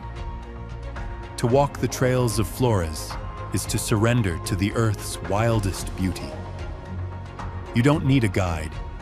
You don't need a plan. You just need to follow the sound of water, and it will lead you home. Tucked between the folds of Yunnan's highland tapestry, where clouds weave through terraces of jade and the wind carries the distant trill of flutes, lies a village where color sings and time hesitates, Dongchuan Redland. This is not a hidden city or an ancient ruin, but a living canvas, nature's most defiant burst of pigment splashed across the earth. At first glance, it almost seems unreal.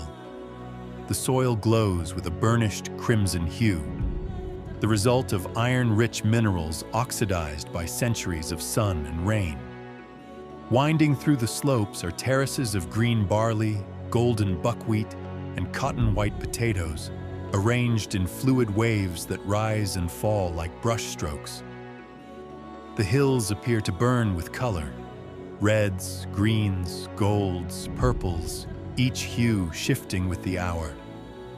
In the early morning, a whisper of mist curls through the valley, softening the hills into watercolor. At midday, the sun sharpens every ridge and furrow, igniting the reds into flame. And as dusk deepens, the earth blushes in twilight, glowing from within as though lit by memory. Villagers here tend their fields as if composing music. Oxen pull simple plows through scarlet soil. Children chase kites across stepped hillsides. And the elderly sit beneath thatched awnings, sipping tea and watching the sky as if they expect it to tell them something. There's no fanfare, no great monuments, just the raw beauty of land in conversation with light. The landscape shifts so dramatically with season and sun that it never offers the same view twice. It demands that you stop, breathe, and really see. In this kaleidoscope of dirt and harvest, where farmers wake with the mist and sleep beneath galaxies undimmed by city light, you discover something essential. Wonder doesn't need grandeur. Sometimes it's simply a hillside that burns with color, asking nothing more than to be seen. A shimmering mirage of pink and orange sands stretches endlessly under the desert sun, forming one of the most mesmerizing landscapes on Earth, the Wadi Rum in Jordan. Also known as the Valley of the Moon, this vast expanse of red dunes and towering sandstone cliffs has an ethereal, almost Martian quality that has captivated explorers for centuries. The sheer rock faces, weathered by millennia of wind and sand, rise like ancient fortresses against the horizon, etched with petroglyphs that tell stories of civilizations long past. Traversing the undulating dunes by camel, travelers can feel the vastness of the landscape, a place where silence reigns, broken only by the occasional gust of wind. Jeep tours offer a more adrenaline-fueled experience, speeding through the desert's hidden valleys and past colossal rock formations, some of which resemble natural sculptures shaped by time itself. As the sun dips lower in the sky, the desert transforms, bathed in hues of fiery red and deep purple, casting shadows that make the towering cliffs seem even more imposing. At night, Wadi Rum becomes a celestial wonder. With little light pollution, the sky erupts into a spectacle of stars, a cosmic dome that stretches infinitely above. Bedouin camps provide an opportunity to experience the region's ancient traditions, with the scent of spiced tea filling the air and the sound of traditional music echoing across the sands. Here, beneath a canopy of stars, one can truly appreciate the untamed beauty of Wadi Rum, a place where the earth and sky meet in perfect harmony, a realm of mist-shrouded peaks and jade-green rivers. The Huangshan Mountains in China seem to belong to the world of legends. Rising sharply from the valley floor, these ancient granite peaks have inspired poets, artists, and philosophers for centuries, their silhouette often depicted in traditional Chinese paintings. Winding stone paths lead travelers through dense pine forests and along precarious ridges, revealing vistas that shift with the changing weather. As dawn breaks, the mountains become a scene of unparalleled beauty. A sea of clouds drapes over the valleys, leaving only the highest peaks exposed, floating like islands above an ethereal white ocean. The famous welcoming pine, a centuries-old tree with gnarled branches reaching toward the sky, stands as a silent guardian of this dreamlike landscape. Each turn along the pathways reveals new wonders: narrow rock formations, deep ravines, and hidden hot springs that steam gently in the cool mountain air. One of the most breathtaking experiences in Huangshan is reaching the summit just as the sun rises. The golden light filters through the mist, illuminating the jagged peaks with a soft, otherworldly glow. It is a moment of pure serenity, a reminder of nature's quiet power. Cable cars glide above the cliffs, offering a bird's-eye view of the dramatic terrain, while those who choose to hike the trails are rewarded with an intimate journey through one of China's most awe-inspiring landscapes. Nestled along the rugged coastline of Indonesia's Flores Island lies Labuan Bajo, a once sleepy fishing village that has transformed into a gateway to some of the world's most mesmerizing natural wonders. With its pristine waters, vibrant marine life, and breathtaking landscapes, Labuan Bajo beckons travelers seeking both adventure and tranquility. As dawn breaks, the harbor of Labuan Bajo comes alive with a mosaic of colors. Traditional Finisi boats, their wooden sails catching the first light, prepare to embark on voyages across the Flores Sea. The scent of salt water mingles with the aroma of freshly brewed Indonesian coffee from nearby cafes, creating an invigorating start to the day. The town itself is a blend of old-world charm and burgeoning modernity. Narrow streets are lined with markets where locals sell an array of goods, from vibrant textiles to exotic fruits. Artisans craft intricate ikat weavings, each pattern telling a story passed down through generations. The warm smiles of the locals invite you to explore deeper into their culture and traditions. A short boat ride from Labuan Bajo transports you to the Komodo National Park, a UNESCO World Heritage Site and home to the legendary Komodo dragons. Walking amidst these prehistoric creatures in their natural habitat is both humbling and exhilarating, a stark reminder of the planet's ancient past. The park's islands, with their savanna-like landscapes and pink sand beaches, offer vistas that seem almost otherworldly. Beneath the crystalline waters surrounding Labuan Bajo lies a vibrant underwater paradise. Divers and snorkelers are treated to kaleidoscopic coral reefs teeming with marine life, from graceful manta rays to schools of technicolor fish. Each dive reveals a new facet of this underwater wonderland, making it a haven for marine enthusiasts. For those seeking panoramic views, a hike up to Sylvia Hill provides a sweeping vista of the town, the harbor, and the myriad islands dotting the horizon. As the sun sets, the sky transforms into a canvas of oranges and purples, casting a golden glow over the landscape and leaving onlookers in silent awe. Culinary delights abound in Labuan Bajo. Seaside eateries offer the day's freshest catch, grilled to perfection and seasoned with local spices. Savoring a meal of grilled snapper or spicy sambal prawns, accompanied by the gentle lapping of waves and a balmy sea breeze, creates an unforgettable dining experience. Accommodations range from rustic beachfront bungalows to luxurious resorts, each offering a unique perspective of the surrounding beauty. Waking up to the sound of waves and the sight of the sun rising over the archipelago instills a sense of peace and rejuvenation.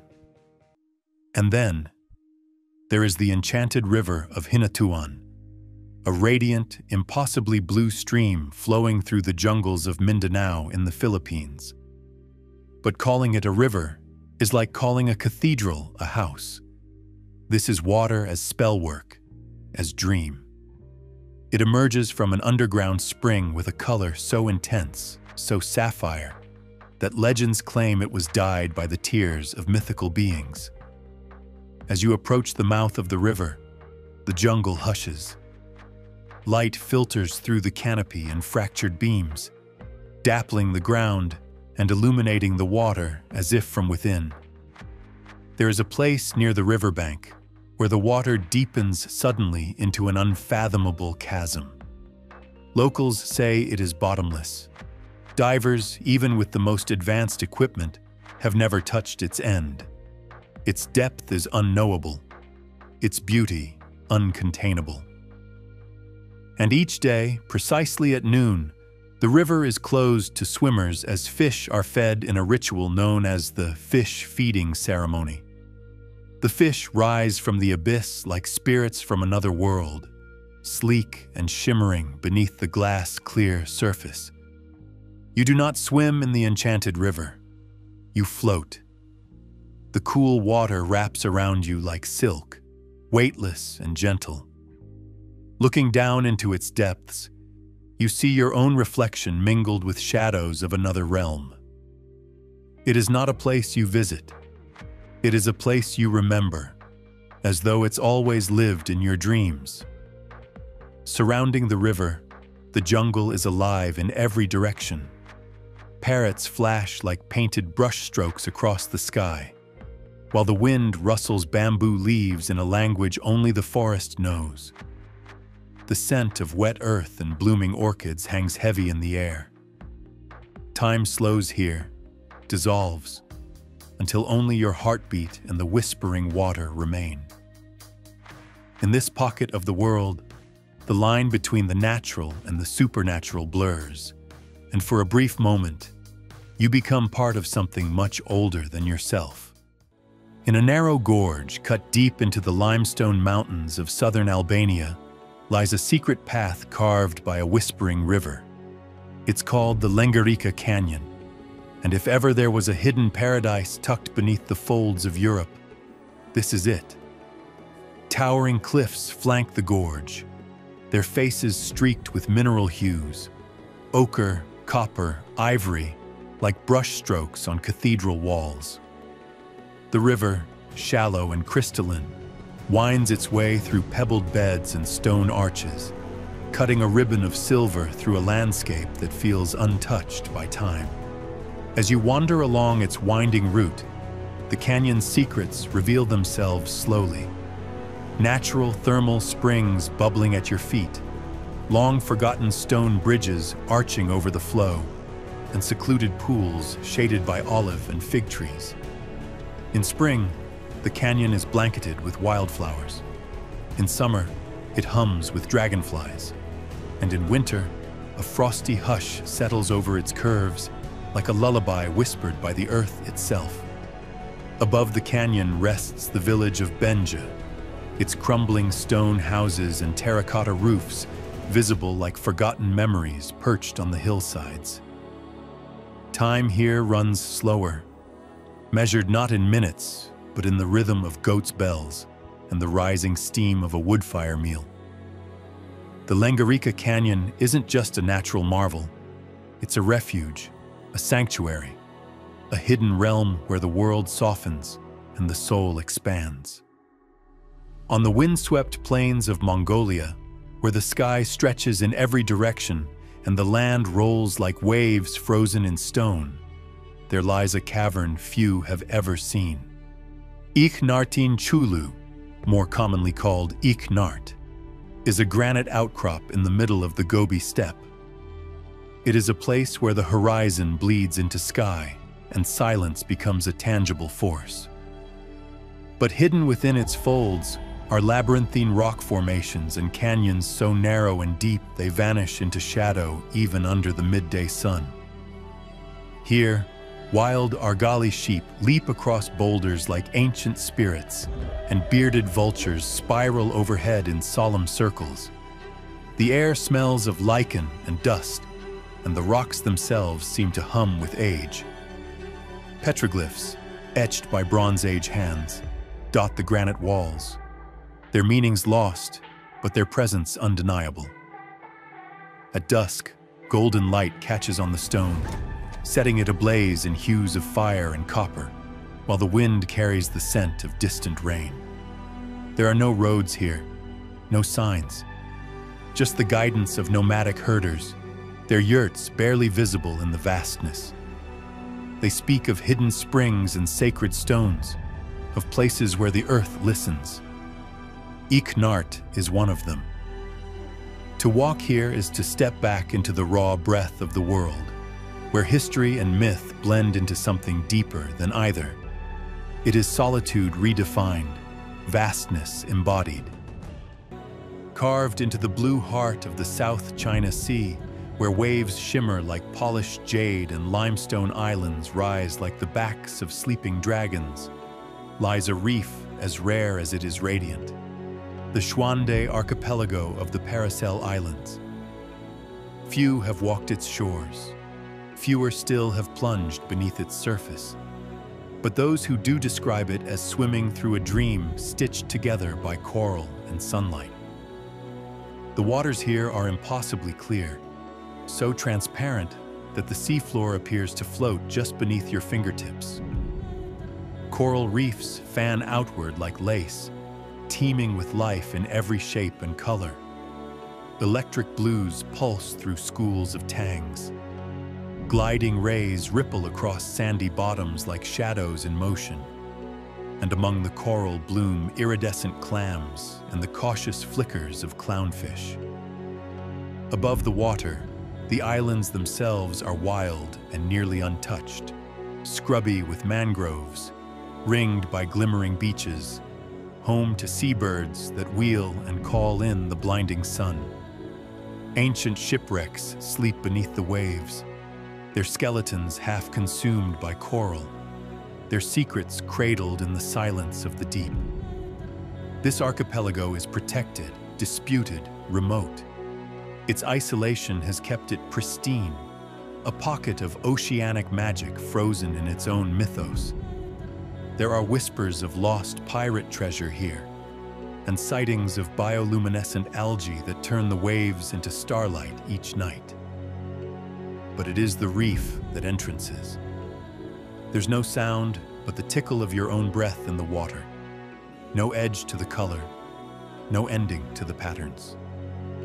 Here, nature paints not in broad strokes, but in intimate detail.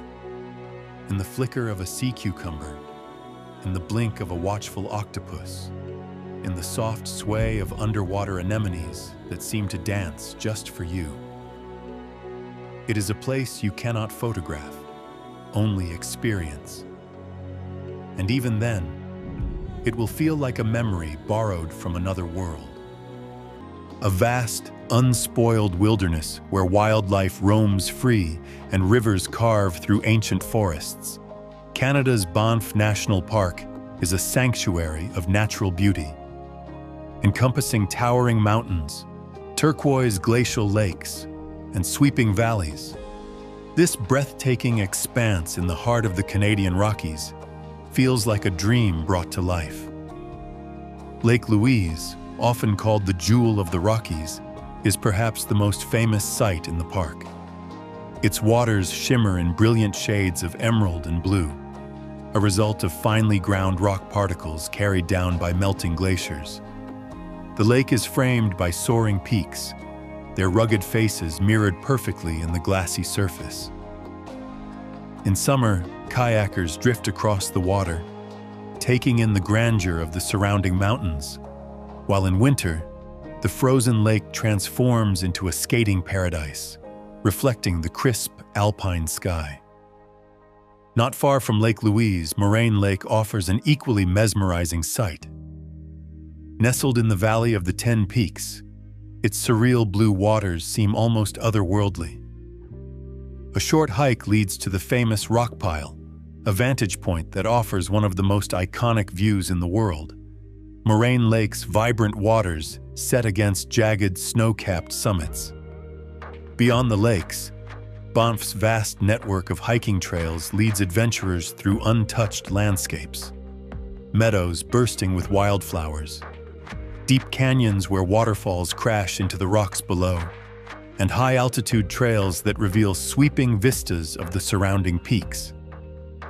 Wildlife thrives in this rugged paradise.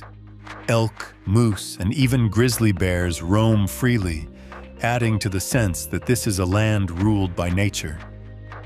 As the sun sets behind the mountains, the sky blazes in hues of pink and gold, casting a final glow over a place that feels truly wild and free. Deep in the karst mountains of Laos lies a world unseen, a subterranean kingdom of colossal caverns and winding underground rivers. far from the Arctic's frozen embrace, in the heart of Africa, a hidden paradise blooms in the misty highlands of Rwanda. The emerald slopes of the volcano's national park rise in gentle folds, their peaks shrouded in veils of mist that lend an air of mystery to the land. This is a realm of legends, a sanctuary where one of the planet's most extraordinary creatures roams, the endangered mountain gorilla. Venturing into the depths of the rainforest, the air grows thick with the scent of damp earth and moss. Sunlight filters through the dense canopy, casting golden beams upon a world untouched by time. The silence is punctuated only by the distant calls of birds and the rustle of leaves as unseen creatures move through the undergrowth. And then, suddenly, you see them. A silverback gorilla, immense and powerful, sits amidst the foliage, his dark eyes radiating an intelligence that seems almost human. Nearby, juveniles tumble and play, their joyful antics a reminder of the deep bonds that define these remarkable creatures. In this moment, all barriers between species dissolve. You are no longer just a traveler. You are a guest in their world, a silent observer of a life that has existed for millennia. Beyond the gorillas, Volcanoes National Park offers landscapes that seem lifted from a dream. Volcanic peaks rise against the sky, their slopes cloaked in a patchwork of lush forest and golden savanna. Hidden crater lakes, their surfaces untouched by ripples, reflect the heavens in a mirror of tranquility. And as you ascend the trails that wind through this untamed paradise, every step reveals a new wonder. Waterfalls tumbling from unseen heights, orchids blooming in delicate defiance, and the occasional glimpse of golden monkeys leaping effortlessly from branch to branch. As dusk settles over the park, the air takes on a cool crispness, and the sky erupts in a display of stars so brilliant they seem almost within reach. Sitting by a fire in a rustic lodge, the distant sounds of the jungle provide a lullaby unlike any other, a reminder that in this place, the wild and the wondrous still reign. Now travel across the world to Slovenia, where the quiet brilliance of Lake Bohinj awaits. Cradled in the Julian Alps like a secret the mountains have chosen to keep. Unlike its more famous cousin, Lake Bled, Bohinj doesn't ask for your attention. It simply exists, waiting to be discovered by those willing to go a little further, to look a little deeper. The lake is glacial, and it shows. Its water, clear as crystal, reflects the sky so precisely that you forget where the lake ends and the heavens begin. Canoes glide silently across the surface, their paddles leaving barely a ripple. The surrounding forests, thick and lush, drop steeply into the lake's edge, as if the trees themselves are peering in. But it's not just the visuals, it's the feel of it, the stillness, the way the air carries the scent of moss and river stones. In the early hours of morning, mists curl off the lake like fingers, soft and pale, and the world becomes a watercolor painting. Local shepherds guide their flocks along ancient trails, and the distant chime of cowbells floats across the water, a sound unchanged for centuries. High above the lake, the Vogel cable car lifts you gently into the clouds, revealing a panorama so vast and untouched, it steals your breath. In spring, wildflowers spill across the alpine meadows like confetti, while in winter, the same slopes become a quiet haven for skiers gliding through powdered snow. Every season here has its voice, its color, its song. Yet perhaps the most spellbinding part of Lake Bohinj is the feeling you carry away with you, that you've touched something pure, that you found a piece of the world still ruled by beauty instead of spectacle. And deep within this poetic silence, you begin to understand. Places like these aren't made just for sightseeing. They're made to be felt, to be remembered, and to remind us that wonder still exists. You just have to know where to look. In a forgotten corner of northern Laos, the Nong Kiao Valley snakes through limestone cliffs and jungle peaks like a dream made real.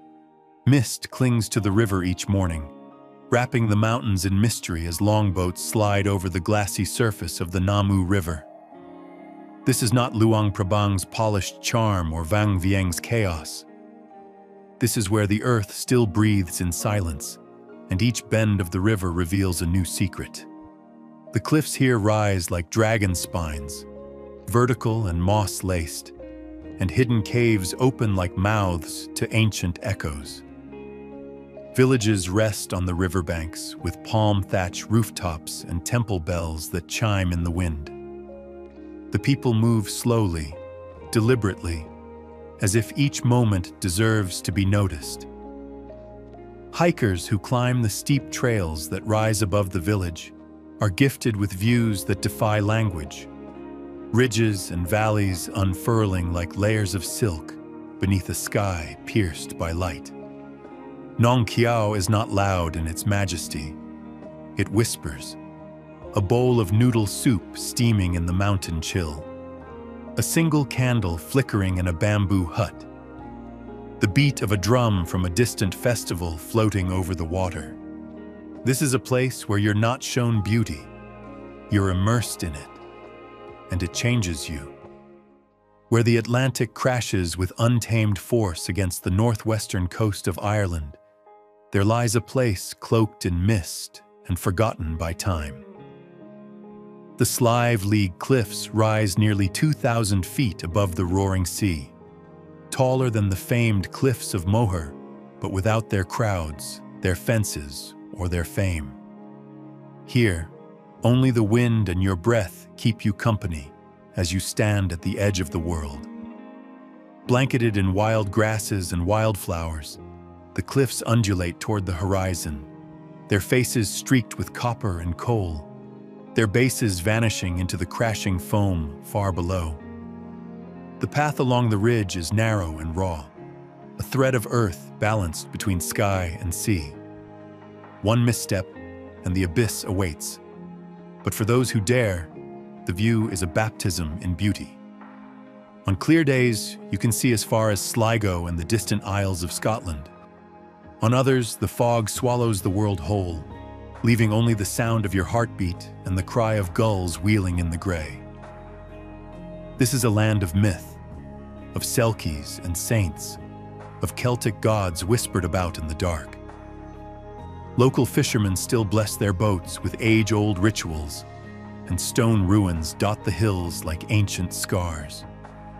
The Slieve League cliffs aren't just Ireland's best-kept secret. They are Ireland at its most primal, where the land meets the spirit in a cathedral of wind and stone. In the northeast wilderness of Heilongjiang, where winter bites with diamond teeth and the landscape wears a robe of white and silence, there is a village that burns not with cold, but with enchantment. Snowtown, China's very own fairy tale come to life, glows each evening like a lantern in the frost. This hidden hamlet, tucked into the mountains near the Russian border, becomes a different world when snow falls. Rooftops grow soft and round under thick white blankets, like whipped cream frozen in place. Lanterns flicker along snowy streets, casting ruby halos into the crystalline air. The light refracts through ice, creating a world that feels painted in moonlight. In Snowtown, nothing hurries. The snow falls in hushed cascades, softening every sound, until even voices become whispers. Wooden cabins puff smoke into the sky like dreams. Children in red scarves pull sleds past trees that shimmer with frost. And at night, the aurora sometimes dances, painting greens and purples across a sky so still it feels like glass. Yet this is not just a postcard scene. The people here are warm and more than spirit. Doors open to reveal glowing hearths and tables piled high with hot pot and dumplings. Locals share stories of tiger tracks in the snow, of winters past when wolves howled in the distance, of how this village began as a logging outpost and bloomed into something miraculous. There is a reverence for the cold here, not just survival, but celebration. Ice sculptures line the pathways. Steam rises from public baths carved into stone. Laughter drifts through the chill like music. And even the wind feels like it has learned to hum along. Snowtown is not a place you visit. It is a place you remember, dream of, and maybe, if you're lucky, return to, like a story that knows just when to begin again. Rising above the vast Namib Desert, the towering red dunes of Sossusvlei are an awe-inspiring spectacle that defies imagination. These dunes, some of the highest in the world, stand like colossal waves frozen in time, their rippling forms sculpted by the wind over thousands of years. The most famous among them, Dune 45, rises to an astonishing 560 feet, its crest offering an unparalleled view over the endless desert expanse. Climbing the dunes at sunrise is an experience like no other. The soft golden light transforms the landscape, casting long shadows and setting the sand ablaze in deep shades of red and orange. Each step sinks into the soft grains, making the ascent slow and meditative. But the reward is worth every effort. From the summit, the view stretches endlessly, a sea of dunes rolling toward the horizon under an impossibly blue sky. At the heart of Sossusvlei lies a place of haunting beauty. Deadvlei, a surreal white clay pan where ancient dead camel thorn trees stand like skeletal sentinels against the backdrop of fiery dunes. Their twisted, blackened forms have stood untouched for centuries, preserved by the arid air, creating one of the most striking landscapes on Earth. Despite its harshness, the desert teems with life. Oryx, with their elegant curved horns, roam the dunes, their pale coats blending seamlessly with the sands. Small desert creatures, adapted to the extreme conditions, leave delicate trails in the sand, evidence of life in a place that seems so barren.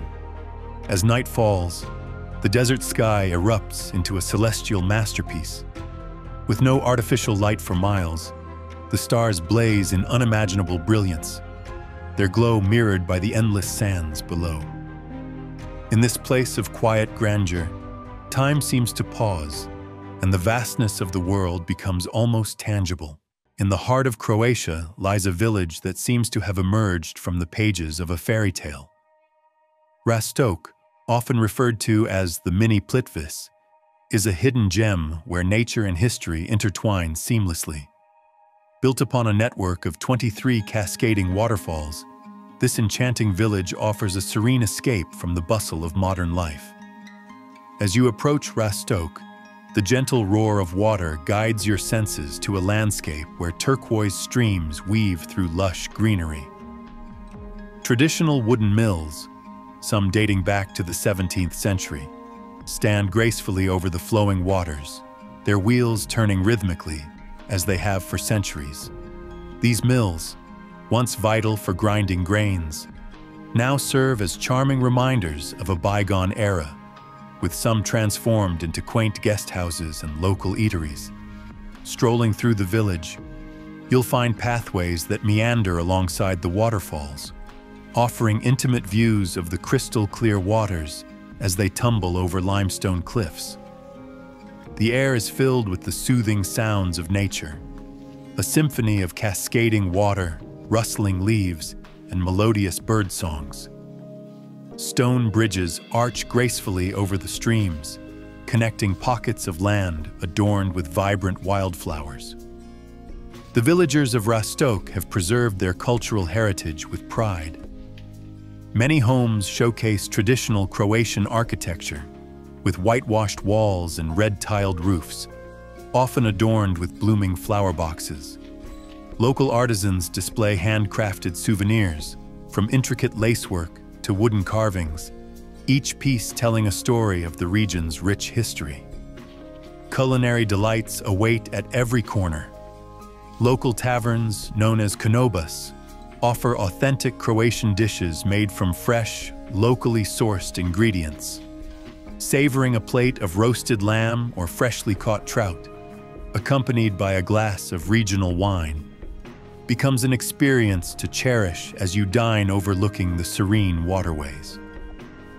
For those seeking adventure, Rastok serves as a gateway to the renowned Plitvice Lakes National Park, a UNESCO World Heritage Site famed for its terraced lakes and waterfalls. However, many find that the tranquil beauty of Rastok itself provides ample inspiration for exploration, be it through kayaking along the gentle rivers or hiking the verdant trails that surround the village. As evening descends, the village takes on a magical aura. Soft lights illuminate the waterfalls, casting shimmering reflections on the water's surface. The scent of wood smoke mingles with the fresh evening air, and the distant strumming of a tamburica, a traditional Croatian string instrument, can occasionally be heard, adding to the village's enchanting ambiance. Now cross the continent and find yourself in the remote, dreamlike expanse of the Kamchatka Peninsula in Russia's Far East. Here, the earth breathes fire. In the Valley of Geysers, one of the largest geyser fields in the world, steam rises from the ground in swirling pillars, curling around moss-draped cliffs and emerald ravines. This is a place where nature is not gentle. It is fierce, alive, volcanic. Mud pots bubble like cauldrons. Jets of scalding water erupt skyward without warning. The earth groans and exhales, and it feels less like a landscape and more like a living, breathing being. Access to Kamchatka is not easy. Most arrive by helicopter, flying over ice-cloaked peaks and lava-stained valleys to land on the edge of another planet. Brown bears roam the forests in great numbers, fishing in rivers heavy with salmon. Volcanic cones dominate the skyline. More than 160 volcanoes, 29 of them still active. And in their shadows, wildflowers bloom defiantly, drenching the tundra in color when summer breaks the long winter's hold. A hike across Kamchatka is a lesson in surrender. Trails are unpredictable.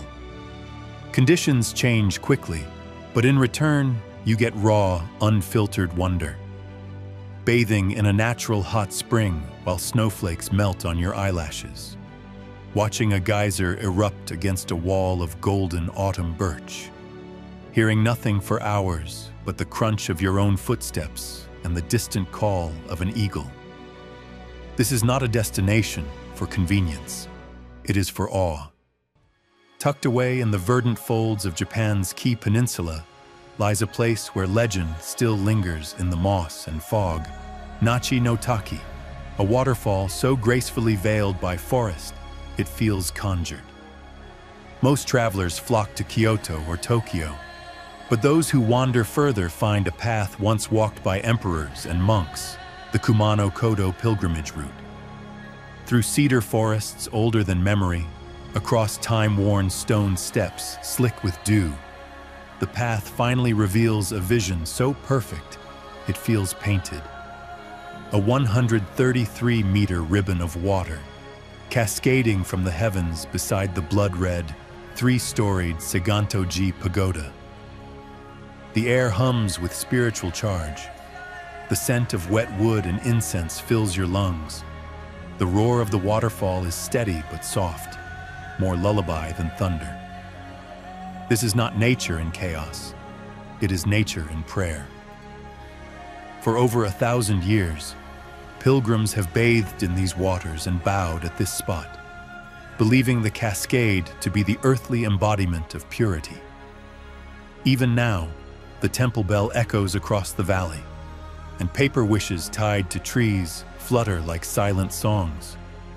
You don't just visit Nachi no Taki, you bow to it.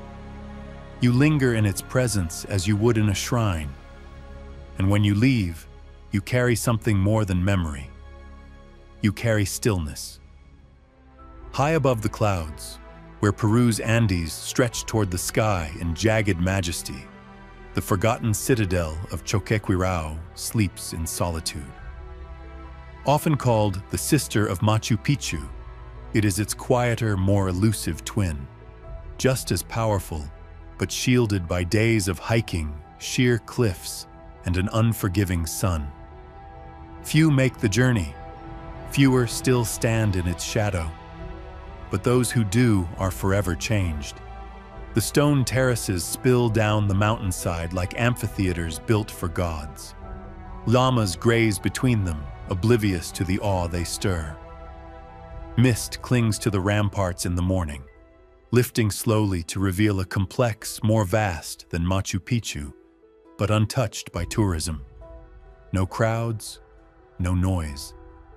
Just the sound of wind brushing against stone that has stood for centuries. Built by the Inca, reclaimed by the jungle, and now slowly being revealed again. Choquequirao feels like a secret being whispered back into the world. You walk its pathways with reverence, touching stones placed with impossible precision, and feel the weight of history pressed gently against your chest. When night falls and stars flood the sky, there's only one word that fits: sacred. In the humid cradle of Guizhou province, shrouded by whispering bamboo and hills that undulate like the backs of sleeping dragons, lies a village born not of wood or stone, but of a waterfall. Genuine ancient town is hidden deep in a valley, cradled between green ridges, where the Wuyang River glides like a ribbon of jade beneath arched bridges and timeless pagodas. Time does not simply pass here, it breathes. As you wander the narrow cobblestone lanes, you'll hear the soft chant of an unseen monk carried on the wind, mingling with the rustle of wind chimes and the splash of fish leaping from jade-green waters. Genuine story is carved into the rock that flanks it, in the cliffside caves of Qinglongdong. Here, shrines and temples emerge from the stone as though grown by the earth itself. Taoist, Buddhist, and Confucian sanctuaries harmoniously coexisting in surreal symmetry. The temples are alive with color and incense. Golden dragons curl around crimson beams, their eyes fixed eternally on the mountains beyond. At dusk, lanterns bloom like fireflies across the water's edge, casting shimmering red and gold into the river that reflects a dreamscape no camera could ever fully capture. Boats glide silently past, their silhouettes framed by bridges that arch like the spines of mythical beasts. But the true magic of Genuine is not in its architecture or its traditions. It is in its spirit. This is a place where locals leave offerings for river spirits and pause to bow at shrines nestled between tea shops. Where the line between folklore and fact is so blurred, even the skeptical might begin to wonder whether the mist rising from the Wuyang is merely vapor or something more ancient, more watching. Here, the air itself feels alive, thick with stories untold. It doesn't ask you to believe, only to listen. And if you do, if you truly stop and listen, you might just hear the village whisper its secrets back. Amid the lush jungles of Sri Lanka, an ancient rock fortress rises from the earth, a monolithic relic of a bygone era. Sigiriya, also known as Lion Rock, is one of the world's most astonishing archaeological sites, a towering 660-foot rock formation that once housed an entire kingdom. With its sheer cliffs and flat summit, it seems almost otherworldly, a fortress carved from stone that defies gravity itself. Climbing the ancient stone steps that wind their way up the rock, Visitors pass through a gateway once flanked by an enormous lion's head. Only its massive stone paws remain today. Along the way, the walls reveal stunning frescoes, vibrant paintings of celestial maidens that have survived for over 1,000 years. The mirror wall, once so polished that the king could see his reflection, still bears ancient inscriptions left by visitors from centuries past. At the summit, the ruins of a grand palace await. Here, the king once walked through elegant gardens and gazed out over the endless green canopy of the jungle. From this height, the view is staggering, a vast stretch of wilderness, untouched and thriving. The remnants of water gardens, terraces, and pools hint at the ingenuity of the civilization that once flourished here. Sigiriya is more than just a fortress. It is a story etched into the rock itself, a monument to a lost kingdom that still whispers its secrets through the wind. An alien landscape of shimmering white, the Uyuni salt flats of Bolivia stretch endlessly in every direction, creating an optical illusion that defies logic. After a rainfall, the surface transforms into the world's largest natural mirror, reflecting the sky so perfectly that the horizon disappears, leaving the illusion of walking on air. The effect is mesmerizing. Clouds seem to drift beneath one's feet, and the vast emptiness blurs the line between reality and dream. During the dry season, the salt flats take on an entirely different appearance. The ground becomes a cracked hexagonal pattern, stretching as far as the eye can see. The blinding whiteness, contrasted with the piercing blue of the sky, creates an otherworldly landscape, one that feels more like another planet than Earth. In the middle of this surreal expanse, cacti-covered islands rise unexpectedly.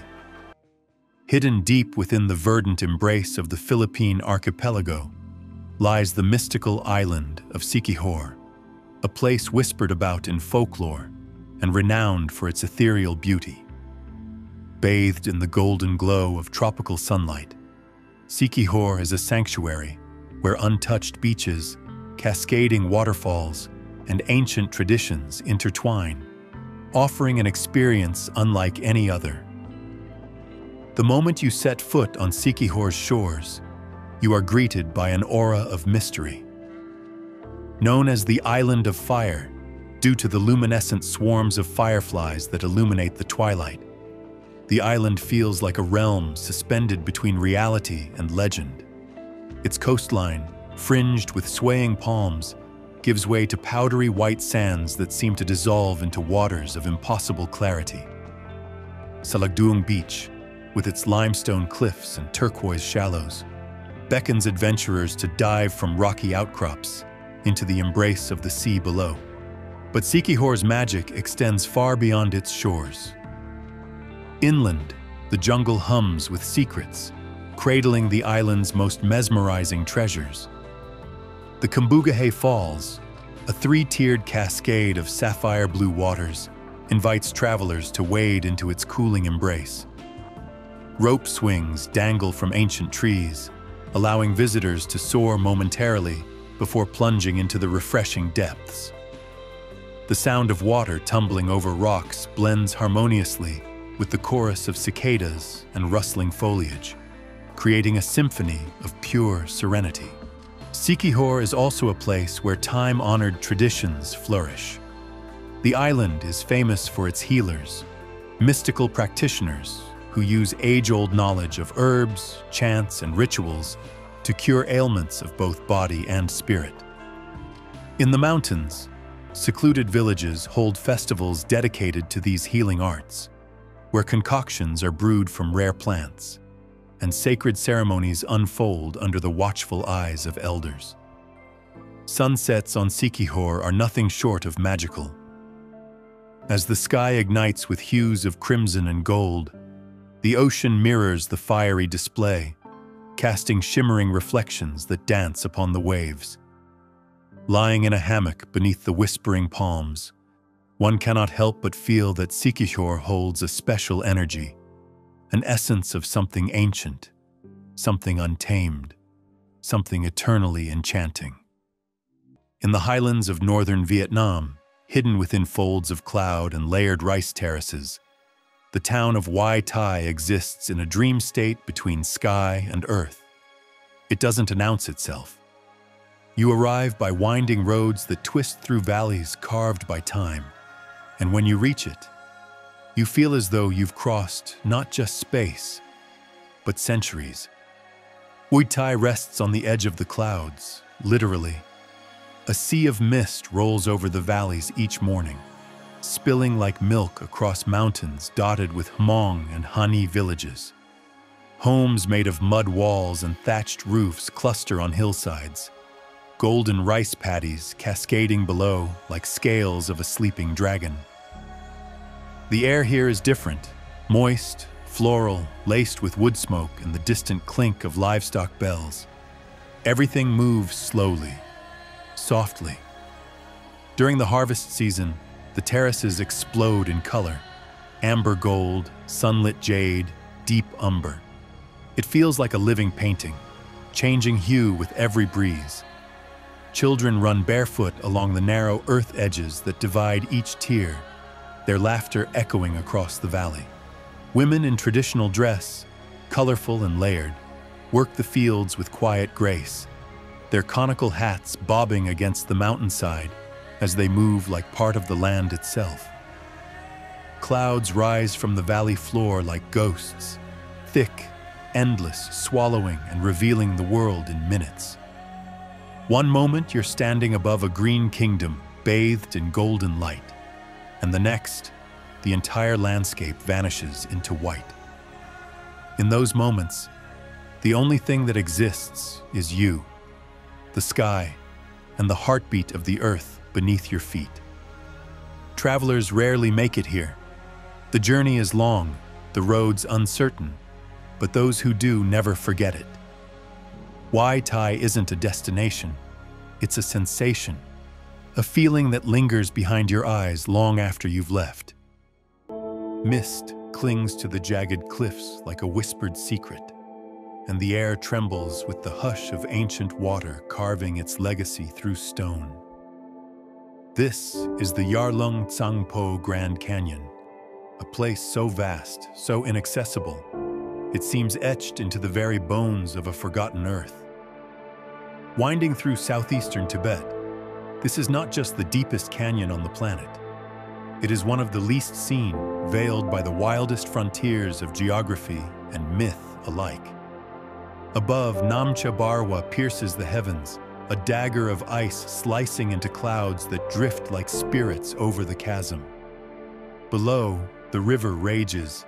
The Yarlung Tsangpo River is no gentle stream, but a thunderous cascade of turquoise fury, winding through mountain walls draped in velvet moss and silver waterfalls. The scale is colossal, deeper than the Grand Canyon, cloaked in near impenetrable jungle and wreathed in perpetual mist. Each twist of the river reveals landscapes so remote they seem alien. Forests burst from sheer rock faces, their leaves glistening with the breath of cloud. Parrots and snow leopards inhabit the same mysterious ecosystem, as if some divine hand accidentally blended tropic and tundra. Monks who have lived in silence for years speak of the canyon as a living being, a sentient force that guards the entry to sacred lands few outsiders will ever behold. There is a silence here that humbles, not the absence of sound, but a presence, an ancient, humming resonance that seems to rise from the stone itself. Footsteps echo differently, carrying into the thick air like offerings. You do not visit the Yarlung Tsangpo. You arrive, and it decides whether you are allowed to stay. Deep within this gorge, there are places where no satellite has mapped, where no drone has flown. Villages built into cliff faces like secrets, where time moves not in hours, but in seasons. You may hear laughter echoing across the ravine, but you'll see no one. You may follow a path only to find it ends not with a road, but with a staircase chiseled into rock, vanishing into fog. And in that moment, standing on the edge of the abyss, breathing the same thin air that brushes the peaks of forgotten gods, you begin to understand. Some wonders were never meant to be touched, only witnessed and remembered in awe. Shaped by time and veiled by isolation, the village of Gásir lies on the northern coast of Iceland, along the cold shores of Eyjafjörður. Most who visit this country never hear its name, but in the quiet solitude just beyond the modern city of Akureyri, remnants of a once bustling medieval trading post whisper stories to the wind. Moss creeps between ancient stones, and black sand merges with tufts of grass bent by Arctic winds. The silence here is palpable, broken only by the distant echo of seabirds and the soft lapping of waves against a forgotten shore. There are no tourist trails, no guiding signs, just the trace of human lives now swallowed by the earth. Yet as the mist rolls in from the fjord, the skeletal outlines of turf houses and blackened timbers emerge like ghosts. This is not the Iceland of postcards. This is a place suspended in time, where the hum of electricity feels like blasphemy. The sky stretches endlessly, brushed with streaks of steel gray and hints of lavender at twilight. And beneath it all, Gásir remains, a monument to the forgotten, carved into the land itself. The kind of place you don't just visit. You absorb it, quietly and reverently, as if walking through a living dream. Now the horizon shifts, and the lush green highlands of central Papua New Guinea unfurl like a living tapestry. Within this maze of river valleys and cloud-wreathed peaks lies Lake Kutubu, emerald, immaculate, untouched.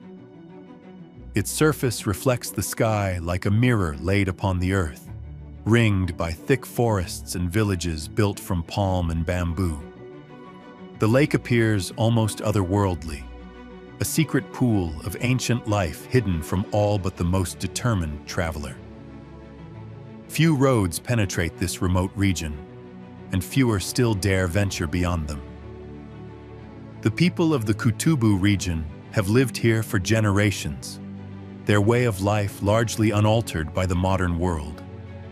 Canoes glide silently across the water, paddled by villagers whose traditions are steeped in myth and reverence for the land. Their homes sit perched above the lake on wooden stilts, and at night, warm lamplight glows through hand-woven walls like distant stars scattered across a jungle sky.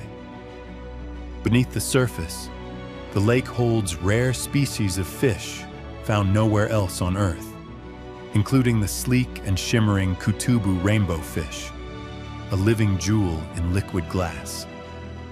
But it's the air here that lingers in memory long after you've gone.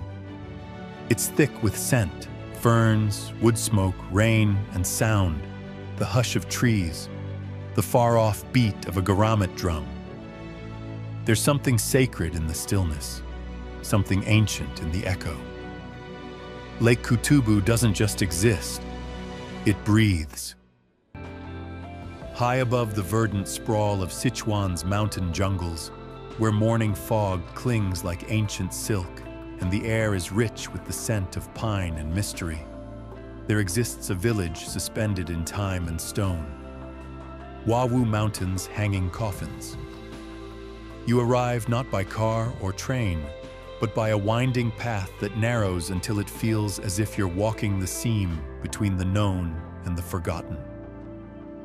Here, in this hidden realm where cliffs rise like the flanks of sleeping titans, an ancient ritual lingers in gravity-defying silence. The hanging coffins, dark wooden boxes affixed to vertical rock faces hundreds of meters above the forest floor, are remnants of the Bow people, a vanished culture whose rites remain shrouded in enigma.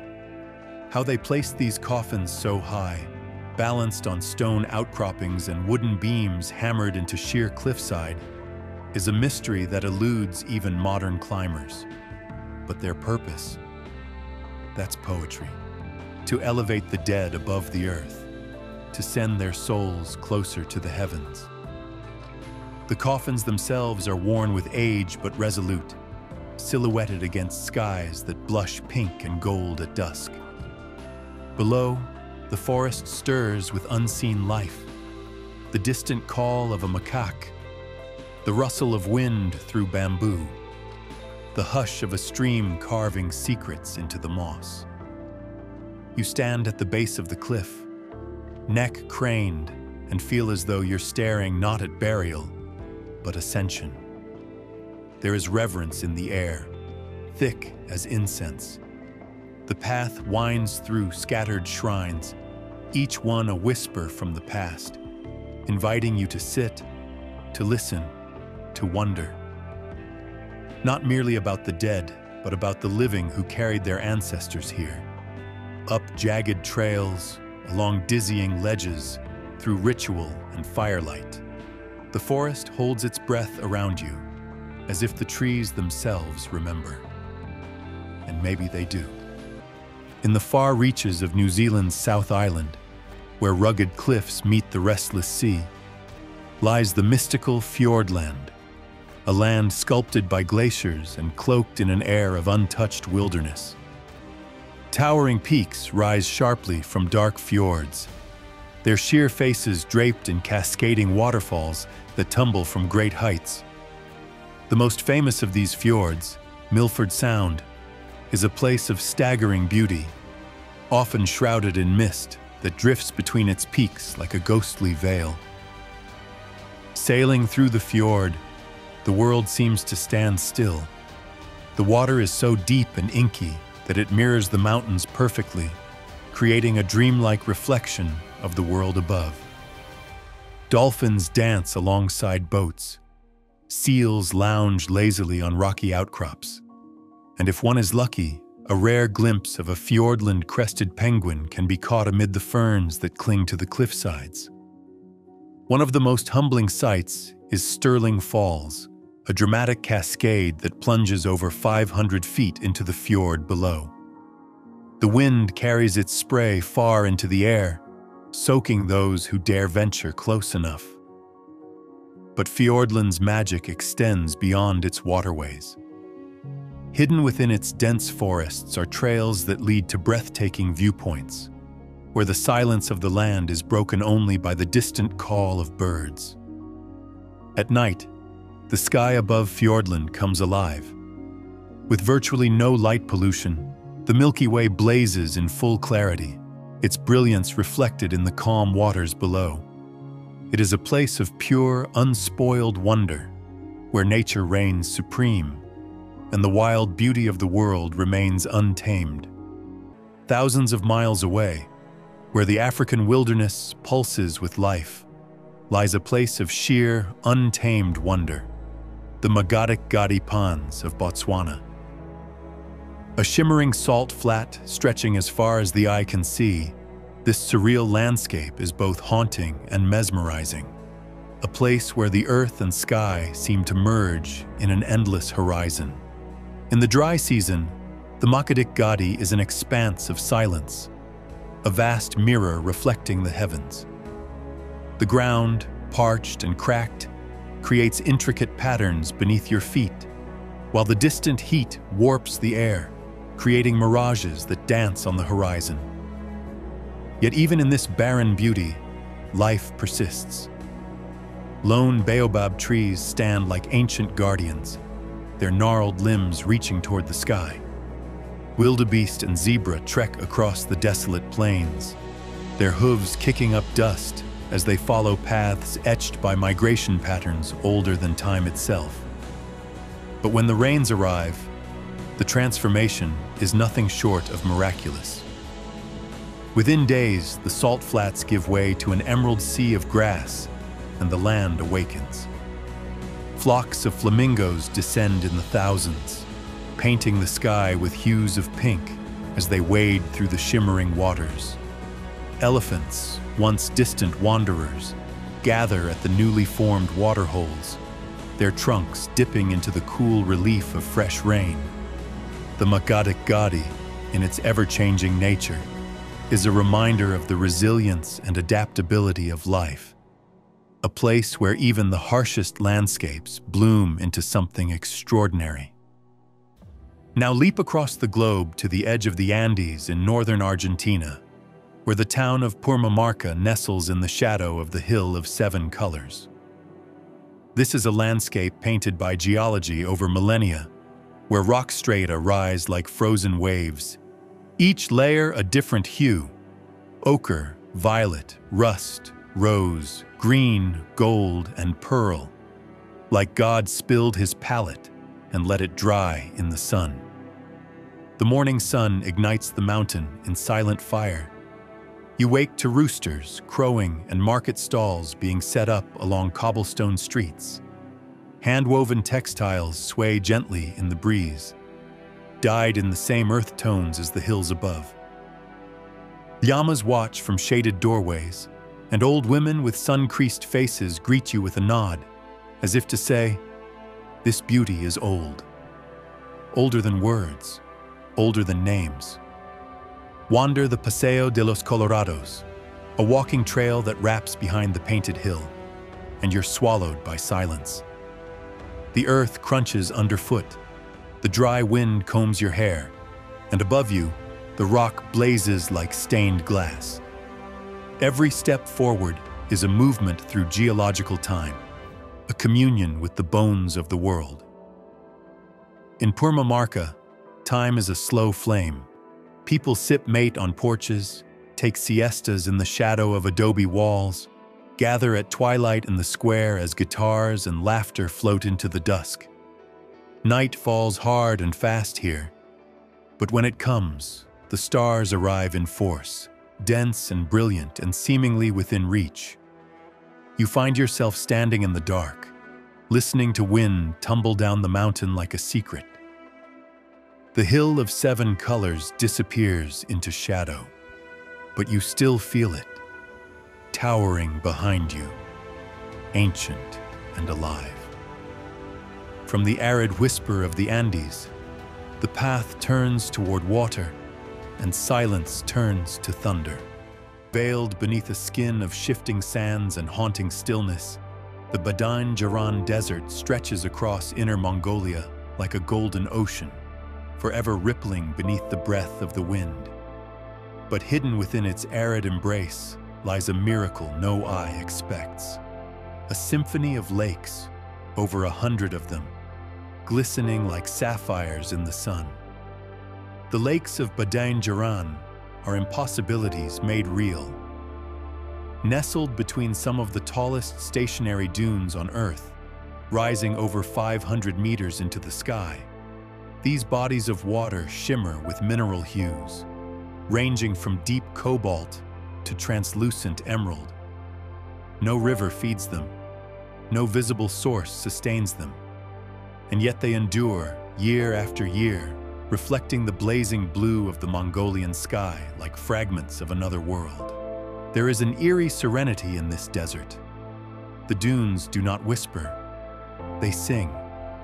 When the wind crosses their curved spines just right, the sand releases a low, echoing hum, an almost sacred resonance that local legends say is the voice of the desert itself. It's called the Singing Sand, and standing beneath a towering dune while it reverberates with sound is like listening to the earth dream. Nomadic herders still traverse this realm on camelback, their silhouettes flickering across the horizon like specters from centuries past. They know the secret oases, the wind's moods, and the paths carved not by compass, but by instinct and stars. Occasionally, they speak of temples sunken beneath the dunes, ancient ruins half swallowed by time, and prayers whispered to the lake spirits under a tapestry of stars. At night, the heavens open wider than imagination. The Milky Way spills across the sky in dizzying detail, unpolluted and unchallenged. mirrored in the glassy surface of a lake that has no name. You sit beside it, wrapped in the silence of a billion grains of sand, and understand why the ancients called this place sacred. Because here, in the middle of nothing, something impossible lives. Patagonia's Perito Moreno Glacier is a masterpiece of ice and time. Towering nearly 240 feet above the glacial lake below, its jagged walls gleam in brilliant hues of white and blue, shifting as sunlight dances across its crevassed surface. The glacier stretches for nearly 19 miles, a frozen river of ancient ice that flows slowly yet persistently, defying the steady retreat of most of the world's other glaciers. Standing at the edge of the viewing platforms, visitors can feel the cold air radiating from the ice. The occasional deep groan echoes through the valley, a warning before enormous chunks of ice calve from the glacier's face and plunge into the turquoise waters of Lake Argentino. The sound is thunderous, a raw display of nature's power, sending ripples across the lake's surface. Boat tours bring travelers closer to this icy behemoth, allowing them to witness its grandeur from the water, where towering ice walls loom overhead. Those seeking an even more immersive experience can trek across the glacier itself, guided by experts who lead the way over crystalline formations, deep crevasses, and ice caves that glisten like frozen cathedrals. Each step crunches against the surface, an exploration into a realm that feels almost otherworldly. The contrast between the glacier's icy expanse and the lush forests surrounding the region adds to its surreal beauty. It is a place of quiet majesty, a frozen titan standing resilient against time. There's a silence in the valley of Svaneti that speaks louder than words. Deep in the Caucasus Mountains of Georgia, this ancient land sits cloaked in cloud and myth, as though the peaks themselves are guardians of a forgotten world. Svaneti is wild, unpolished, and achingly beautiful, a place where time has chosen to walk slowly, lingering in stone towers and whispering through alpine winds. The village of Ushguli, one of the highest inhabited settlements in Europe, rests beneath the icy majesty of Mount Shkara. Here, the air is thin and crisp, scented with wood smoke and pine, carrying echoes of chants from medieval churches that stand solemn among the homes. Stone towers, centuries old, puncture the sky like fingers of history, built by the Svan people to protect against raiders and avalanches alike. Their silhouettes against the morning fog feel almost reverent, like the remnants of a civilization carved straight into the bones of the earth. When the sun breaks over the peaks, light spills across the valley in golden ribbons, washing the green hills and narrow paths in color so vivid it feels unreal. Rivers braid their way down the slopes, their water so pure it mirrors the sky, and horses roam freely across meadows studded with wildflowers. There is a sacred kind of stillness here, one that humbles even the loudest heart. Travelers who find their way to Svaneti speak of a shift, of something unnameable that settles in their chest. Perhaps it's the weight of the mountains, or the ancient rhythm of life still beating in each stone.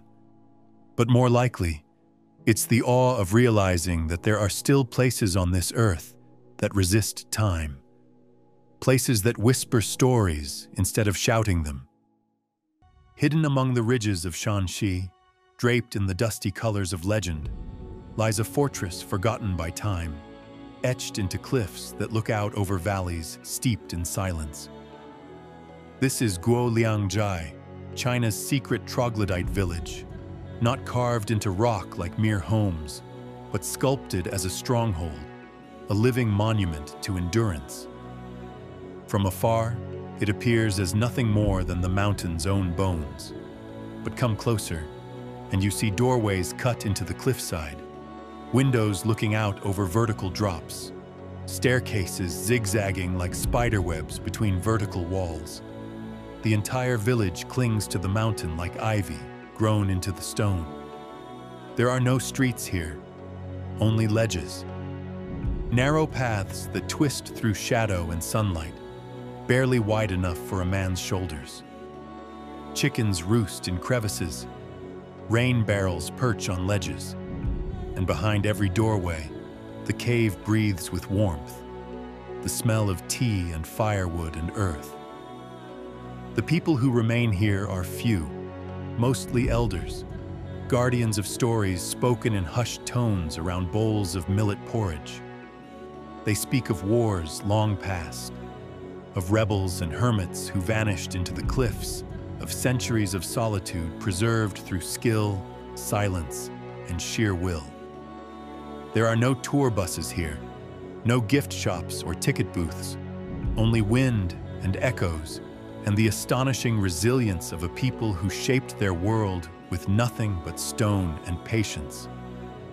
And when the sun sets behind the cliffs, painting the valley in ochre and amethyst, the whole village vanishes into silhouette, becoming part of the mountain once more, hidden, silent, eternal. Traveling from the parched beauty of Botswana to the towering splendor of the Italian Alps, we arrive at a valley so pristine it seems almost untouched by time. Val di Funes. Hidden in the heart of South Tyrol, this idyllic valley is a masterpiece of rolling green pastures, jagged mountain peaks, and villages that feel as though they have been plucked straight from a storybook. At the center of it all stands the awe-inspiring Odal mountain range, its jagged peaks piercing the sky like stone spires carved by the hands of giants. These mountains, often dusted with snow even in late spring, form a dramatic backdrop to the lush meadows below. Cows graze lazily on the verdant slopes, their bells chiming softly as a gentle breeze sweeps through the valley. The most iconic sight in Val di Funes is the tiny church of St. John in Ranui. Standing alone in a sea of green, this charming chapel, with its Baroque facade and onion-shaped dome, looks almost too perfect to be real. As the golden light of evening sets in, the entire valley is bathed in a warm glow, casting long shadows that stretch across the land like a painter's final brushstrokes on an already perfect canvas. Hiking through the valley, the trails lead to panoramic viewpoints where the world unfolds before you in breathtaking detail. The scent of pine fills the air, and the occasional burst of wildflowers adds pops of color to the landscape. The people of Val di Funes, warm and welcoming, still honor their alpine traditions. Wooden farmhouses adorned with carved balconies, fresh cheese made from the milk of local dairy cows, and hearty mountain dishes that speak of a life connected to the land. There is a corner of northern Albania where the mountains wear snow like a crown, and the rivers run like veins of light through the valleys. This is the Accursed Mountains, a name that carries a sense of foreboding. But the moment your eyes touch this land, you understand that it's not cursed. It's sacred. The Valbona Valley, nestled deep within these jagged peaks, feels like something whispered into existence. The road into the valley winds like a ribbon, tracing the edges of roaring rivers and soaring cliffs. Tiny stone houses appear along the way, perched like secrets held close to the chest of the mountains. The roofs are steep and gray, the fences made of crooked timber, and smoke curls upward in the early morning, as if the earth itself is exhaling. The color palette here is surreal. Crystalline turquoise rivers carved by glacier melt, green meadows dusted with alpine flowers, and peaks the color of old silver looming high above. Hikers traverse old shepherd paths, that open up to ridgelines so vast and untouched, it feels like the gods forgot to close the door to heaven. There's a quiet here that's not empty, but full of wind, of water, of stories carried for generations. Every stone has a memory. Stay with a local family, and you'll be welcomed with fresh bread, honey still warm from the hive, and mountain tea brewed with wild herbs gathered nearby. Their hospitality is not a performance. It is survival transformed into ritual, giving as a way of life. And as night falls, the sky is unpolluted by anything but starlight. The mountains disappear into shadow, and you realize they were never looming. They were watching. Nestled in the folds of Qinghai's desolate highlands, where the sky presses low and the earth seems paused between epochs, lies a place where salt becomes poetry, Chaka Salt Lake. Known as the mirror of the sky, this celestial expanse lies silent and gleaming, a white desert that turns into infinity with the fall of rain. From a distance, Chaka appears like snow or cloud trapped on the ground. But step onto its hard-crusted surface, and you are walking across reflection itself. The sky, with all its storms and serenity, duplicates perfectly on the lake's shallow water. Mountains float inverted. Clouds drift beneath your feet. The horizon vanishes. Each step sends ripples through this illusion. You begin to lose all sense of depth, of above and below. There is only light, silence, and your own suspended shadow walking across the heavens. In summer, the sun paints the lake in endless white and silver, dazzling enough to require tinted glasses just to look. In early autumn, a single drop of water transforms it into a living mirror. At dawn, pink clouds melt into lavender haze, and by nightfall, the stars descend to meet themselves in the stillness. This is not a lake in the traditional sense. It's a ritual of stillness. Trains used to roll across its edges, salt harvested from its crust, like snow gathered from porcelain. But today, pilgrims come not for minerals, but for wonder. Brides walk barefoot across its waters. Drones float above it like dragonflies. Yet even surrounded by modern awe, the lake holds its own rhythm, its own quiet. There are no waves here, no sound but the slow crackle of salt beneath your feet. And as you stand in the heart of it, with the world stretched out in perfect symmetry, you begin to feel smaller than the smallest star, and somehow more connected to them all. Far from the moody landscapes of Scotland, where the earth shimmers in golden hues beneath an unrelenting sun, lies the surreal wonder of the Bungle Bungle Range in Western Australia. Rising like an ancient labyrinth from the vast outback, these beehive-shaped domes of orange and black sandstone are a geological marvel, a place where time is etched into every crevice and curve. The journey to the Bungle Bungles is not for the faint of heart. The dirt tracks wind through remote stretches of wilderness, the red dust swirling in the air, catching the sunlight like tiny embers. But as the formations come into view, standing tall against the endless sky, all sense of distance and effort fades away. This is a place like no other, a land sculpted by millennia of wind and water, a cathedral of stone where silence speaks louder than words. The best way to experience this otherworldly landscape is from above. A helicopter ride over the range reveals the full scale of the formations, layer upon layer of ancient rock, their colors shifting with the movement of the sun. From this height, the Bungle Bungles resemble a massive, petrified honeycomb stretching as far as the eye can see. Below, hidden gorges slice through the sandstone, leading to secret pools and lush oases nestled within the desert's embrace. Thousands of miles away, where Africa stretches its arm into the Indian Ocean, the Quirimbas archipelago shimmers off the northern coast of Mozambique like a trail of spilled pearls. Of its 32 coral islands, many remain untouched, unpaved, unlit, unspoiled. But Ibo Island is different. Ibo is forgotten history, wrapped in sea breeze and draped in bougainvillea. The tide pulls far out here, exposing glassy tidal flats that stretch to the horizon. You can walk barefoot across the ocean floor at low tide, weaving between corals and scattered shells, trailing hermit crabs and egrets. When the sea returns, it comes swiftly, warm, gentle, and endless.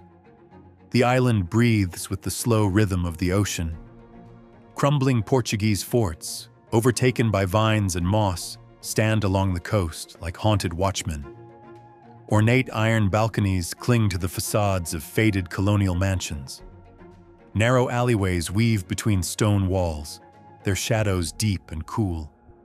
And beneath it all, a hum of voices speaking Swahili and Makua, of wind moving through ancient casuarinas, of the ocean rising and falling like the lungs of the world. On Ibo, fishermen cast their nets in dugout canoes carved from single tree trunks. Children splash in mangroves at dusk, and the scent, salt, mango wood, and distant fire, clings to every breeze. As night falls, the island quiets completely. Stars explode across the sky, reflected in the still lagoon. It feels like the universe is whispering, and Ibo Island is the only place listening.